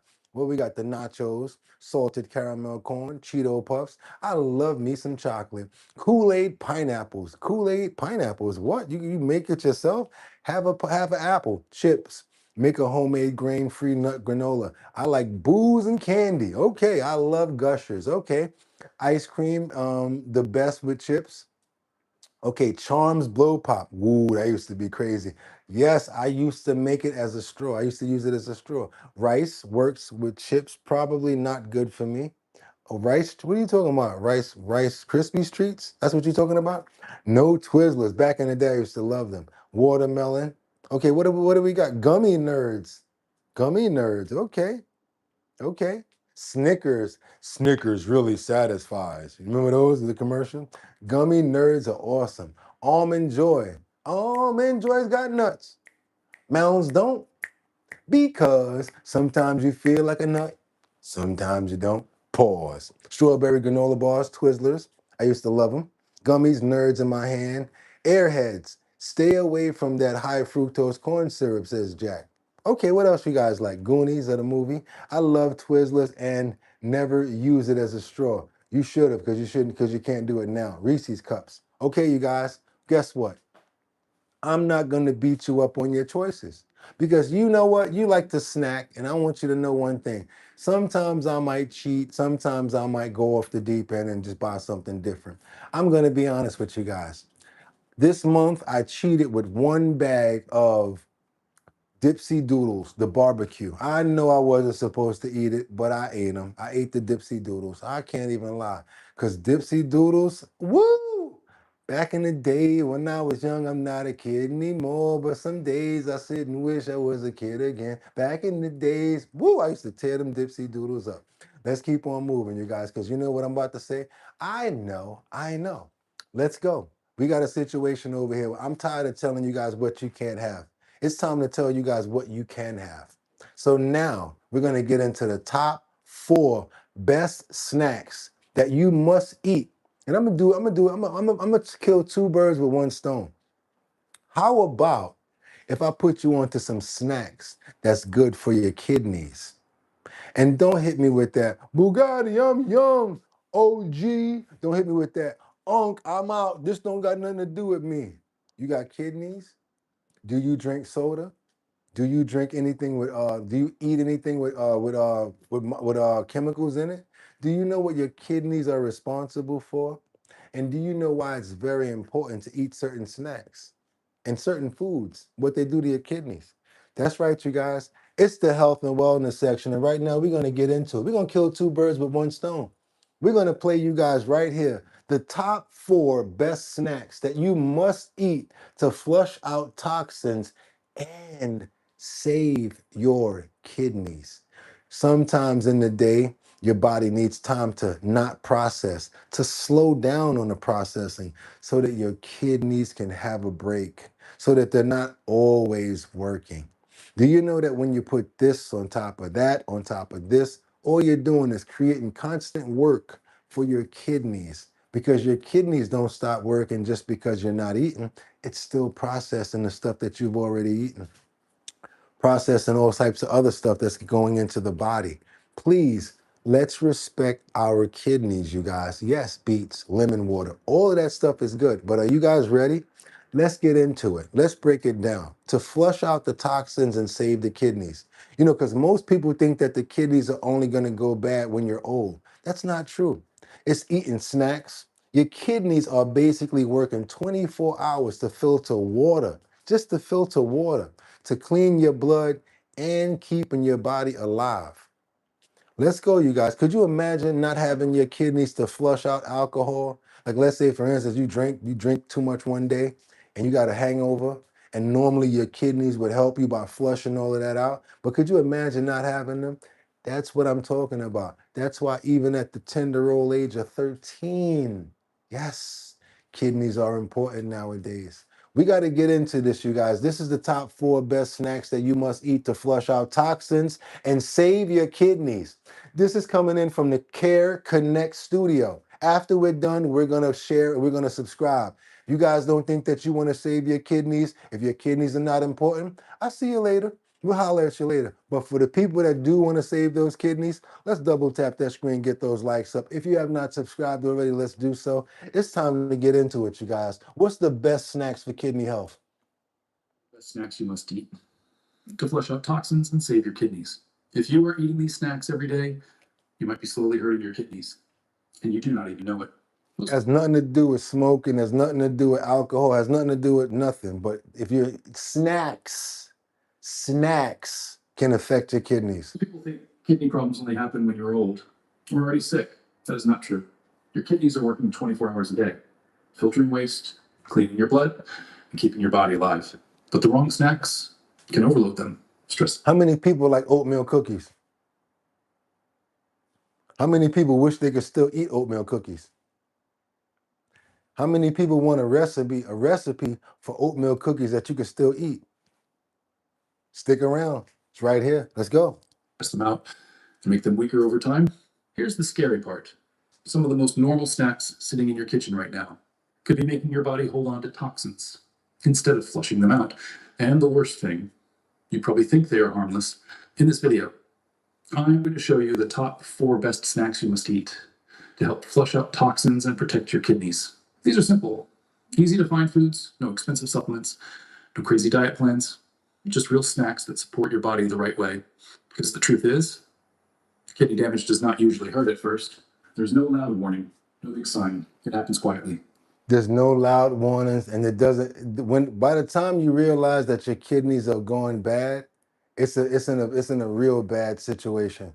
When I realized that my mom's kidneys were bad, they said you're 75%. I'm like, woo! At least she's only 25% bad. They said no. 75% is bad, 25% is good. But the thing about the kidneys, in the right place and in the right body and the right treatments and the right measures, it can actually heal itself if you treat it right. For instance, not eating so much processed food and not eating so much processed stuff. And also giving yourself a break during the day so that your kidneys don't have to work so much. It's very important, you guys. Let's go. Let's get it. And by the time most people notice something is wrong, the damage is already serious. But here's the good news. Your kidneys are strong. They can recover and work better if you give them the right support and small changes. And that is why your dad was put on dialysis, because the kidney was not giving it, it was not doing enough for the work for cleaning out the body. Same thing happened to my mother. I bet your dad was peed off too after a while because they get tired of going. And the worse the situation is, the more times you got to go during the week. And then they get angry, the patient, because they probably had a delicious meal. You ever heard this one from your dad? You ever heard this one, Brian? Getting mad because they couldn't even really enjoy the delicious meal, because that they know all of the vitamins, everything that was in that meal is going to be going through the machine in a little while. A lot of stuff happens out of being diagnosed to go on dialysis. That's why a lot of people wind up not going. That's why a lot of people lose their lives, because they don't pay attention to the schedule, or it just becomes so much, it's so unbearable. Like Black Rob, who was supposed to be on dialysis, but kept on missing dialysis appointments when you're not supposed to do that. Like swapping your daily snacks can make a bigger difference than you think. Stay until the end, because snack number 3 is one most people never connect to kidney health, and it could be the most important one on this list. Let us get started. Snack number 1 is something you probably already love: air-popped popcorn. Now, before you think popcorn is junk food, I need you to hear this carefully, because air-popped popcorn and the buttery microwave kind are completely different things, and the difference matters enormously for your kidneys. Here is why air-popped popcorn is so powerful for kidney health.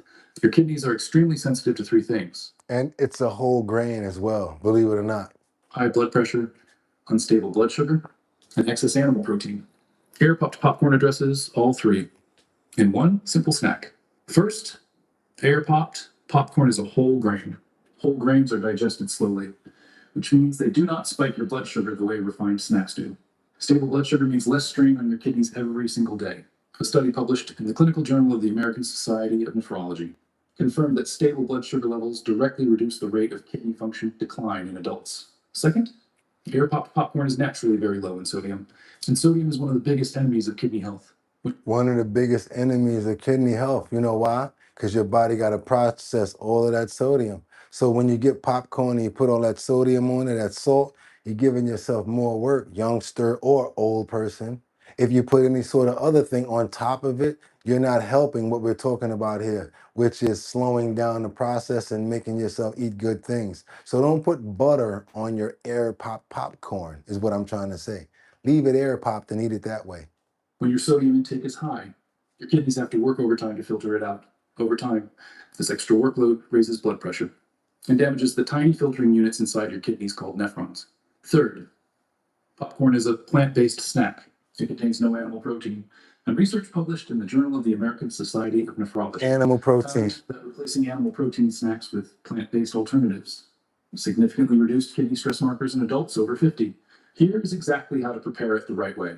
Use an air popper machine or a plain paper bag in the microwave with no added butter or oil. Once it is popped, you can add a light sprinkle of herbs. Plain paper bag in the microwave. Ain't nobody saying nothing about those microwave bags that they give us that's lined with all types of crap that's supposed to be helping the popcorn pop, but we really know what it's doing. Keeping the popcorn in there longer and all sorts of other things that's lined in those popcorn bags. Pop secret. What's the secret in your liner? Like rosemary or oregano for flavor without the sodium. No salt, no butter, no cheese flavoring. Those additions turn a kidney-friendly snack into a kidney-damaging one. A small bowl of plain air popcorn, 2 to 3 times per week, is a genuinely smart choice for anyone who wants to protect their kidneys naturally. Fill up on some popcorn when you want a snack. Air popped. Use your air popper. Keep on going, you guys. Let's go. Tell me in the comments, are you a popcorn lover? Have you ever tried it plain without butter or salt? I read every single comment, and I would genuinely love to know. Snack number 2 might surprise you. It is hummus. Now, I know hummus might not be the first thing that comes to mind when you think. Yeah, I know a lot of people be like, oh, hummus is nasty. Hummus is this, hummus is that. It's an acquired taste. It took me a little while to get used to it, but I like the ones with garlic, and I really like the fresh and the natural ones because a lot of the ones in the stores have a lot of sodium. So be careful when you're eating hummus. It's good, but hummus has a lot of sodium, especially the store-bought. Think about kidney health. But the research behind this creamy, plant-based dip is genuinely impressive. And once you understand what it does inside your body, you will think about it very differently. Here's what makes hummus so valuable for your kidneys. Hummus is made primarily from chickpeas, and chickpeas are one of the most kidney-friendly protein sources that exist. Need you guys to pay attention to this. I want all of the people that say that they don't like hummus to just understand the benefits. I get what you're saying, but understand the benefits and what it's actually good for. A plant-based dip is genuinely impressive. And once you understand what it does inside your body, you will think about it very differently. Here's what makes hummus so valuable for your kidneys. Hummus is made primarily from chickpeas, and chickpeas are one of the most kidney-friendly protein sources that exist. Here's why that matters so much. Your kidneys are responsible for filtering protein waste from your blood. When you eat animal protein, like meat, cheese, and eggs, your body produces a large amount of a waste product called urea. Your kidneys must filter all of that urea out, day after day, meal after meal, snack after snack, over time.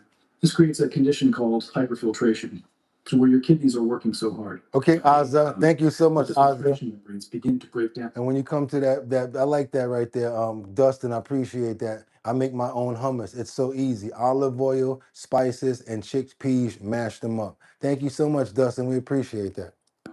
Chickpeas provide plant-based protein, which produces significantly less urea than animal protein. This means your kidneys get the benefit of protein in your diet, without the heavy filtration burden.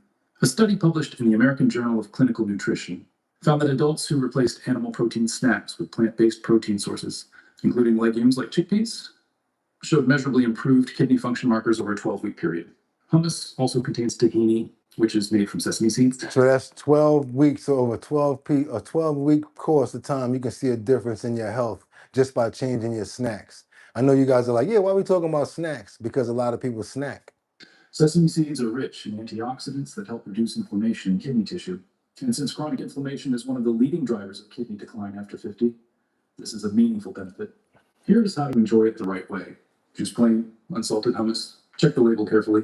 Some store-bought versions are extremely high in sodium, which cancels out the kidney benefits entirely.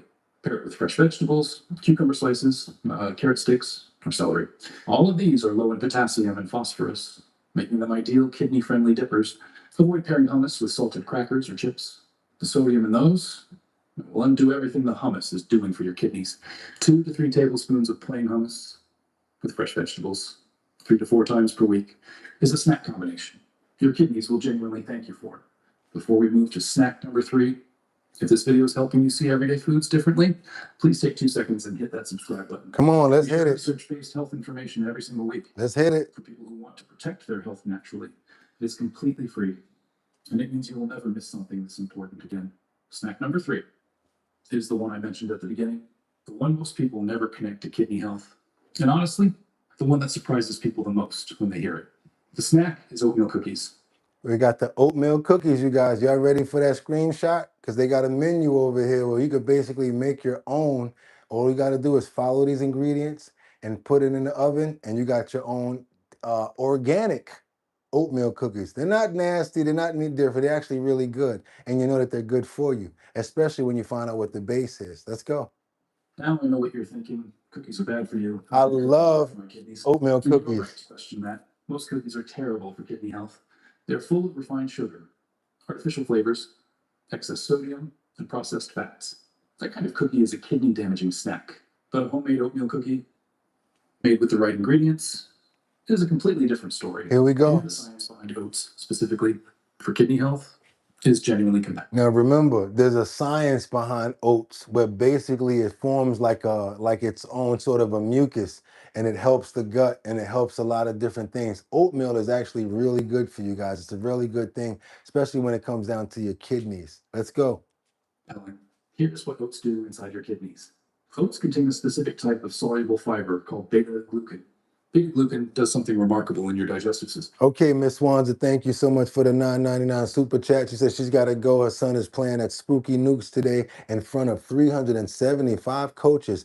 Everyone have a wonderful, blessed day. Much love. And don't forget, you want to get lit? Drink Big Drip. She ain't going to leave without saying that. Thank you so much, Miss Swanza. Everybody, do exactly what Miss Swanza did. Give up that money. Let me stop. I appreciate you, Miss Swanza, for always showing up and showing out. That will be going to the premium fund. That's right. We got bills to pay this month. We appreciate you guys. Every dollar counts. Thank you so much. Let's go. Let's get it over here. System. It forms a thick gel that slows the absorption of glucose into your bloodstream. You see that? It forms that's why oatmeal is actually good. It's actually good for you. Think about it. Maybe you guys want to start eating some more oatmeal, but don't put a bunch of sugar and milk in it either. You got to still be careful of how you're mixing it. Fruits and stuff like that, maybe, blueberries. Made with the right ingredients is a completely different story. Check And this the out. science behind oats, specifically for kidney health, is genuinely compelling. Here's what oats do inside your kidneys. Oats contain a specific type of soluble fiber called beta-glucan. Beta-glucan does something remarkable in your digestive system. It forms a thick gel that slows the absorption of glucose into your bloodstream. This keeps your blood sugar stable after eating. And as we discussed earlier, stable blood sugar is one of the most important factors in protecting kidney function over the long term. That's why the oatmeal says heart health on it. It's actually really good for you, oatmeal. But beta-glucan does something else that most people do not know about. It binds to cholesterol in your digestive tract and helps remove it from your body before it enters your bloodstream. So the beta glucan also binds to the cholesterol in your digestive tract and helps remove it from your body before it enters the bloodstream. You guys see that? Come on, anything like that, we got to eat good stuff. Thank you so much, G9. Appreciate you. Who else matching us, family? I don't know. Let's see who's going to match G9 today. Good looking, you guys, because we know it's doom, doom, doom, doom, doom, doom, doom, doom. And I'm sweating doom, doom, doom, doom. Y'all just got paid. Just got paid. Friday night. Let's go, y'all. Let's double tap that screen and get those likes up. All you got to do is pick up your phone. Pick up the phone. You see Boogotti right there, and go ahead and double tap that screen. That gets those likes up to get many more people over here. Let's get the rest of our health and wellness section when it comes down to our snacks and what we're benefiting from right now. Very important information. Thank you so much for the love, G9. Lower cholesterol means lower cardiovascular strain.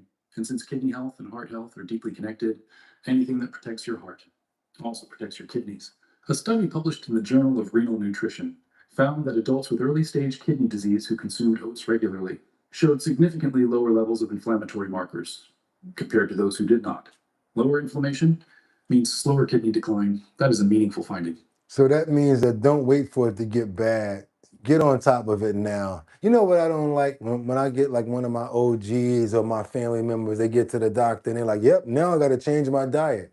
How about we change our diet before we have to go through something like that? And all that comes down to, you guys, is discipline.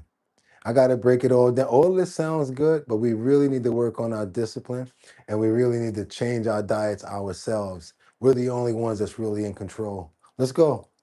Here's exactly how to make a kidney-friendly oatmeal cookie. Let's go. Use rolled oats as your base. Are you guys ready for this recipe for these oatmeal cookies that I would love for you to make? Especially when you got bananas as one of the bases to make it in. Come on, you guys. Check this out. You want to make some good oatmeal cookies that you know are going to be good for you? Let's get this recipe right here. Lower levels of inflammatory markers compared to those who did not. Lower inflammation means slower kidney decline. That's right, Liberty. Thank you, Jeffrey. Here's exactly how to make a kidney-friendly oatmeal cookie. Use rolled oats as your base. Add a mashed ripe banana for natural sweetness. Instead of refined sugar, add a small amount of cinnamon, which has its own anti-inflammatory properties, and a handful of unsalted walnuts if you enjoy them. For healthy omega-3 fats. No added. Didn't sound bad at all. Not going to be nasty. Thank you so much, Jeffrey Spilka. Show some love for Jeffrey, you guys. A little more love for the premium fan. Thank you so much, Jeffrey. We appreciate that. Now, you guys see this right here. Very simple and easy ingredients right here. I think that this is something that we might need to get into. If you feel like making your own oatmeal cookies, because this way you know that they're safe. You don't want that enriched flour. You don't want those oils and all of that bad stuff, guys. You guys want something good. So make your own if you like oatmeal cookies. Let's go. Kidney-friendly oatmeal cookie. Use rolled oats as your base. Add a mashed ripe banana for natural sweetness instead of refined sugar. A mashed ripe banana for natural sweetness. Add a small amount of cinnamon. Small amount of cinnamon. Which has its own anti-inflammatory properties. And a handful of unsalted walnuts if you enjoy them. For healthy omega-3 fats. No added salt, no butter, no white sugar, no chocolate chips with added dairy. Bake at a low temperature until firm. 2 to 3 small cookies. 2 to 3 times per week. Give your kidneys the benefit of oats without any of the ingredients that would harm them. And now, snack number 4. This one is the most underestimated and the most overlooked on this entire list. Gotta be honest with you, this is the one I was like, oh God, I can't stand rice cakes. You seriously? I remember these since back in the 90s, the early 90s. I'm like, for real, bro? Rice cakes? And then I had one and it had like some flavor on it. It wasn't that bad. But then when I started listening to these guys, I said, you know what? You can't even have those because you don't know what's on that. You know, they have different flavors and all of that. You get the benefit of the rice cake, but what's in the flavoring? That's another thing. I don't know about you guys. Maybe I'll try it with something else on it. I'm thinking about buying some rice cakes and seeing what's going on because I do follow my own advice here. I'm going to make the oatmeal cookies as well. I already eat the oatmeal a lot every day, steel cut or the instant when it comes down to the ones that I use. So yeah, I might, experiment and see if I can deal with rice cakes, but it's been around for a while, to be honest with you. Because it looks too simple, too plain, too boring to possibly make a difference. The snack is puffed rice cakes. And okay, Jeffrey. Okay, I'm going to try it, Jeff. I'm going to try One them. of the most genuinely kidney-friendly things you can eat regularly. Here's one of the most kidney-friendly things you can eat regularly. And it doesn't seem like it has a lot of sodium, a lot of different dyes or anything like that in it. Could put something on it, maybe like some something else. Yeah, I guess you guys are right. Maybe some hummus, right? the key concept I need you to understand. Your kidneys have a maximum workload they can handle. Think of it like a factory with a daily production limit. When you eat snacks that are high in sodium, high in phosphorus, high in potassium, or high in animal protein, you are sending more work to that factory than it can handle. The more overload they face, the harder they have to work. Just like when people be like eating so much and all of that, like a lot of these people that do these eating contests and all of this crazy stuff, like their kidneys go out on them. You have a lot of people that wind up getting sick. I was following this guy for a very long time. His face got hurt, and another guy, he's like overweight. So a lot of the things that these people out here doing when it comes down to like these eating competitions and stuff like that, that actually comes back to bite you in the butt, because you really got to remember, even though it goes into your mouth, there's still some more processing that it has to do. You don't want your inner organs and your body working overtime like that, your heart. You don't want your kidneys and your liver and all of that working hard like that, because what does that do? It shuts down your lifespan. You don't get to hang around that long. So they're trying to give you certain things that are filling, give you what you need, but at the same time that are not so extra strenuous on your organs and your kidneys. The harder they work, the faster they wear down. Puffed rice cakes are one of the very few snack foods that put almost zero extra burden on your kidneys. Yes. They're extremely low in sodium, naturally low in phosphorus, and low in potassium, and contain no animal protein. For kidneys that are already working hard every single day, a snack that asks nothing extra of them is genuinely valuable.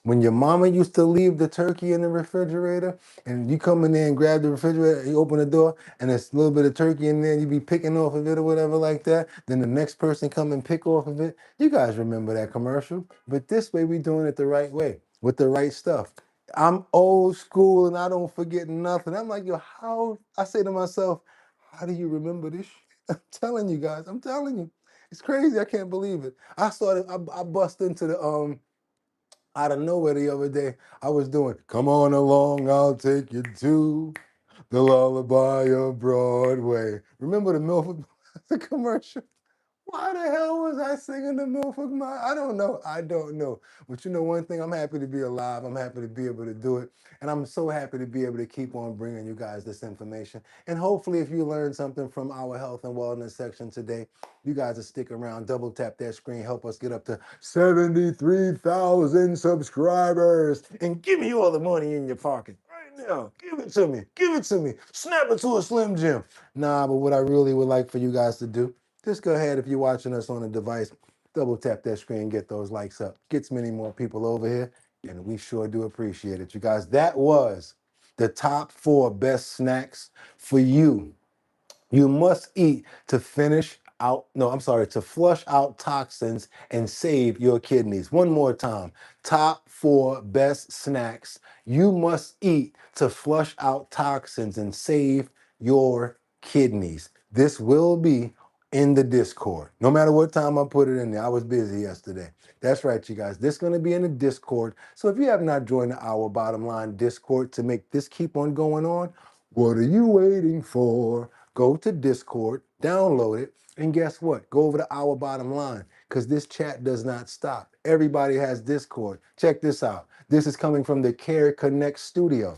That's right. Top 4 best snacks you must eat to flush out the toxins and save your kidneys. We're going to subscribe right now. Same way I want you guys to subscribe under me. Then we're going to hit that arrow down and we're going to select all to make sure that all notifications that come through the Care Connect studio, we're able to get them. You guys, that's the health and wellness section for today. Don't ever say that I don't look out for you guys always doing this. Oh, Boogotti, we worked out the other day. We did this the other day. When we going to be able to cheat? Go ahead and make some snacks. You got some hummus. You got some air pop popcorn there. You got some oatmeal recipes. You can make some oatmeal cookies and more. Double tap that screen. Let's get those likes up. You guys, let's go. Because you know we can't get out of here without showing some love for our furry little friends. And you know what? I've been showing a lot of dogs lately. I said, you know what?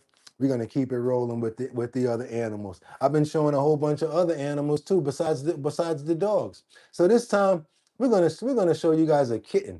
Now this woman finds a tiny sick kitten while walking her dog. She has a rescue and a rescue slash foster. Some reason, I don't think the foster side is working. She winds up failing every time. Come on, you guys, get on over here. We got this black little kitten.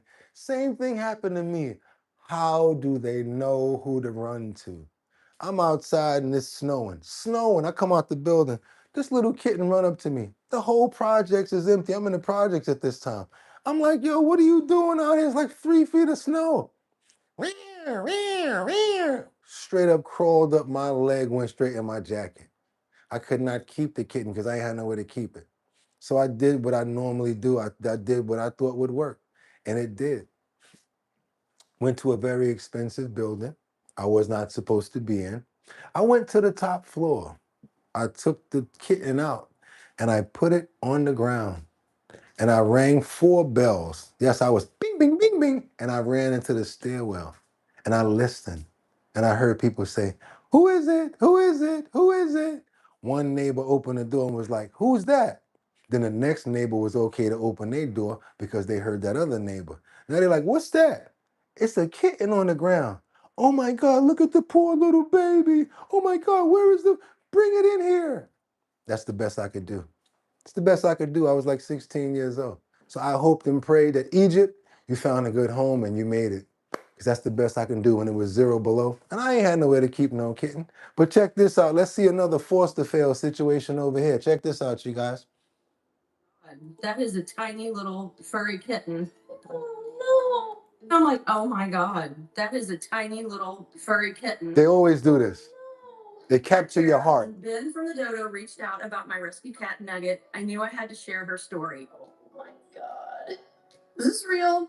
Her eyes were matted completely shut. Let's go.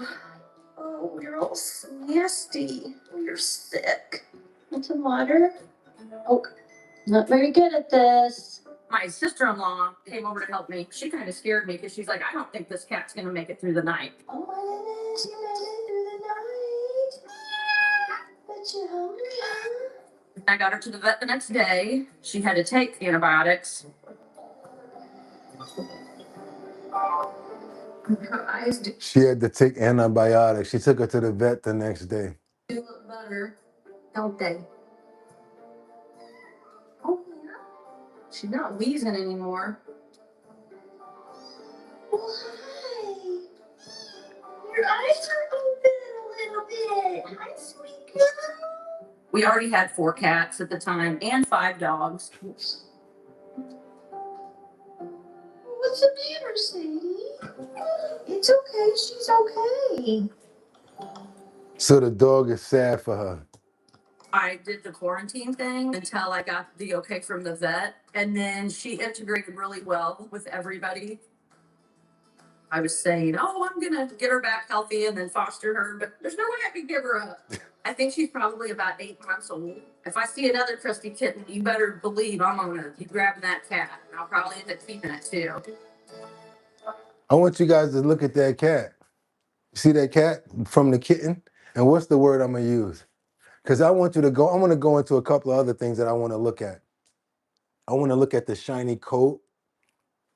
I want to look at how pretty and black and good the skin, the hair and the skin looks. The ears look very clean. I'm also noticing that those eyes are open. The nose don't got nothing on it. You know what that is? It's not just a healthy cat. It's not just a healthy cat. That's love. That's what that is. That is love right there. I'm allergic to cats too. If I start rubbing my eyes, I'm gonna be crying and all of that or whatever like that. But guess what? When I found one and I was willing to deal with that. I was really willing to deal with that. I almost had one in here one time. At one time I found one at the store. Oh yeah, I was walking outside one day, probably like 6 o'clock, 5 o'clock in the morning before I started this show. A lot of snow outside. Always when I'm outside, there's a lot of snow. I'm walking and there's a little tabby kitten outside. Am I supposed to A, take the tabby or leave it in the snow to freeze? Took the tabby, kept it, gave it to somebody else. I don't believe in that, all that leaving the cats and the dogs in the street and stuff like that. So if you don't take care of your cat or your kitten and I find it, trust me, I'm the perfect foster to find somewhere for it to be. That's right. I love my cats. He's harassing my dog. Yeah, my eyes swell up and I can't breathe. You know what? Who's that one? That one love is. That's right. The power of love. I wanted you guys to see that. The skin. Look at the other cat. They all, they already accepted her, and she went from that right there. She went from this over here to looking like this, to being a well taken care of kitty. You better believe I'm gonna be grabbing that cat. And I'll probably end up keeping it too.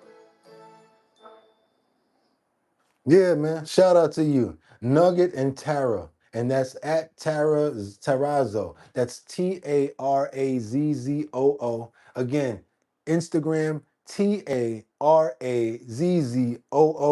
Nugget and Tara. I like when people save animals and stuff like that. Hopefully you guys go ahead and friend her. She's a friendly person that's got love for the animals. She's a fellow fluffy friend, family person. That's right, you guys. We know that everybody has their preference. You might have dogs, you might prefer cats. Me, I love all animals, especially when you're messing with them. One thing I like about the kittens is when they're really small and they have like those really big paws.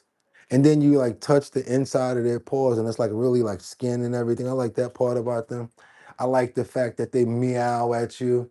After a while, I started to realize that they're not that much different from dogs when it comes down to the love that they share for you. Like when you come home from work.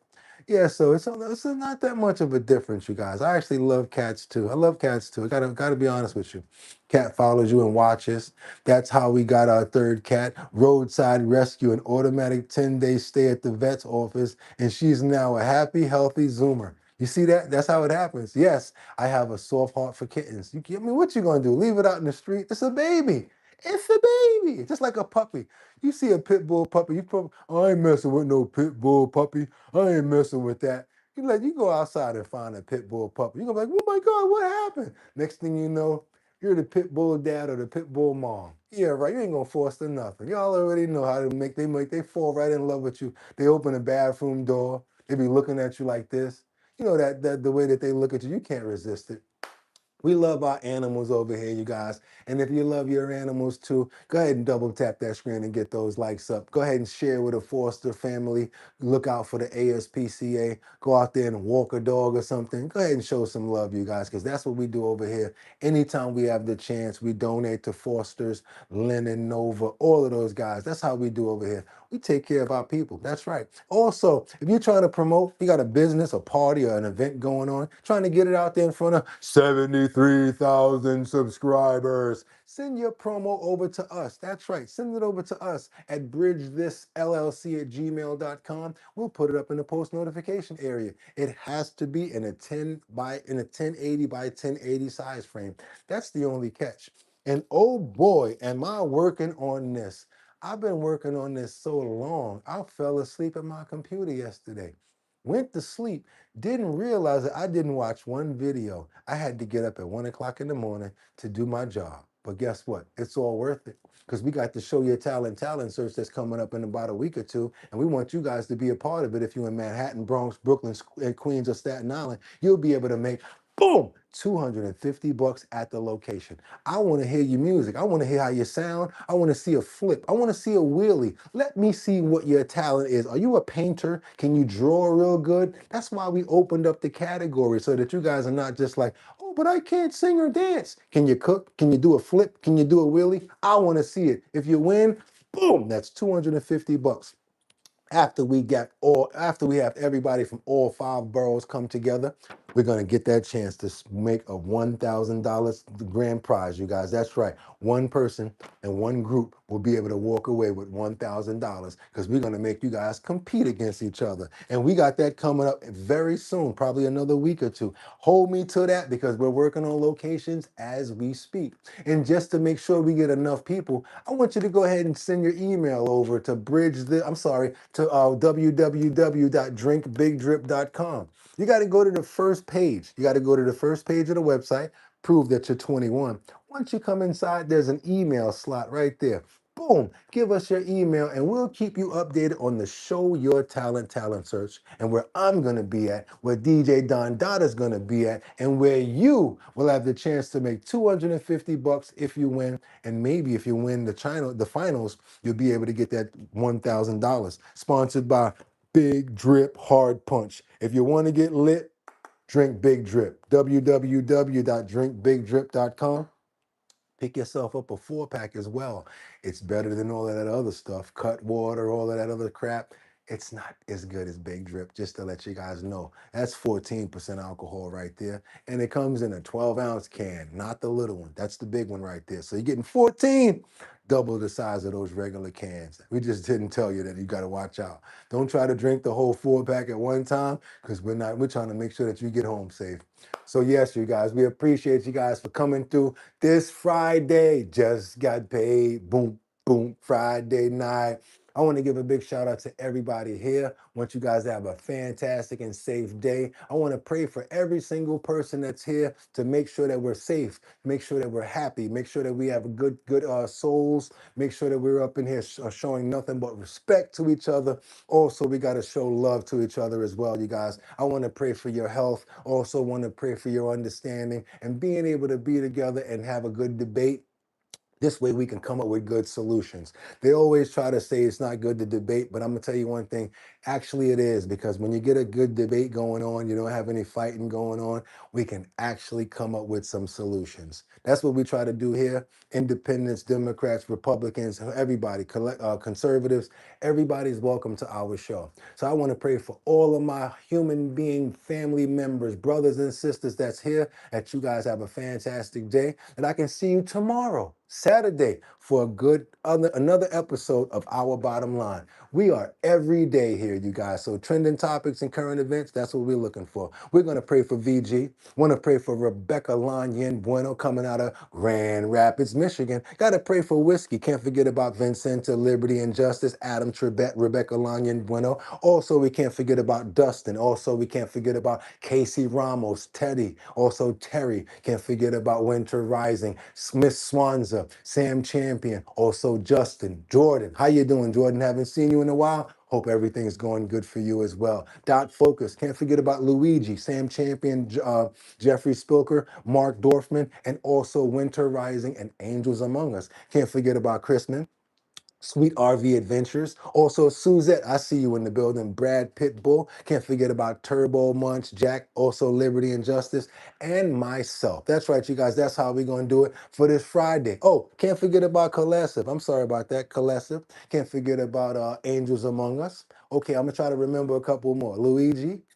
Angels Among Us, Dot Focus. That's about it. That's my whole. That's the whole thing for me. Lunchbox, Big Zip, DG. Also got to show you love. Also Mega Dub. That's right, you guys. Showing all love as many people as possible. And how we sign off. Amen. You guys, Friday, have a fantastic day. Smile for absolutely no reason. I got to get on over here to get some more trending topics, current events, and much more for tomorrow's Saturday episode because, damn you, you don't think that Our Bottom Line is going to be here? You killed my master. You guys remember how that used to be on Saturday morning. We're going to be right back here for trending topics, current events, and much, much more. We leave it all on the floor. Hopefully you guys had a fantastic episode. You learned something from the health and wellness section. Go ahead and make some snacks today and enjoy yourself, you guys. Enjoy yourself. You only get one. So that's right. We praise to God and we thank him for every single day that we get here. How do we get up out of here? Same way we came here. Y'all could have went anywhere. But the fact of the matter that you came here to chill with me, I appreciate you. So until 6 o'clock in the morning, right back here on YouTube, I'll see you guys in the morning. 6 o'clock. Get 'em! Peace.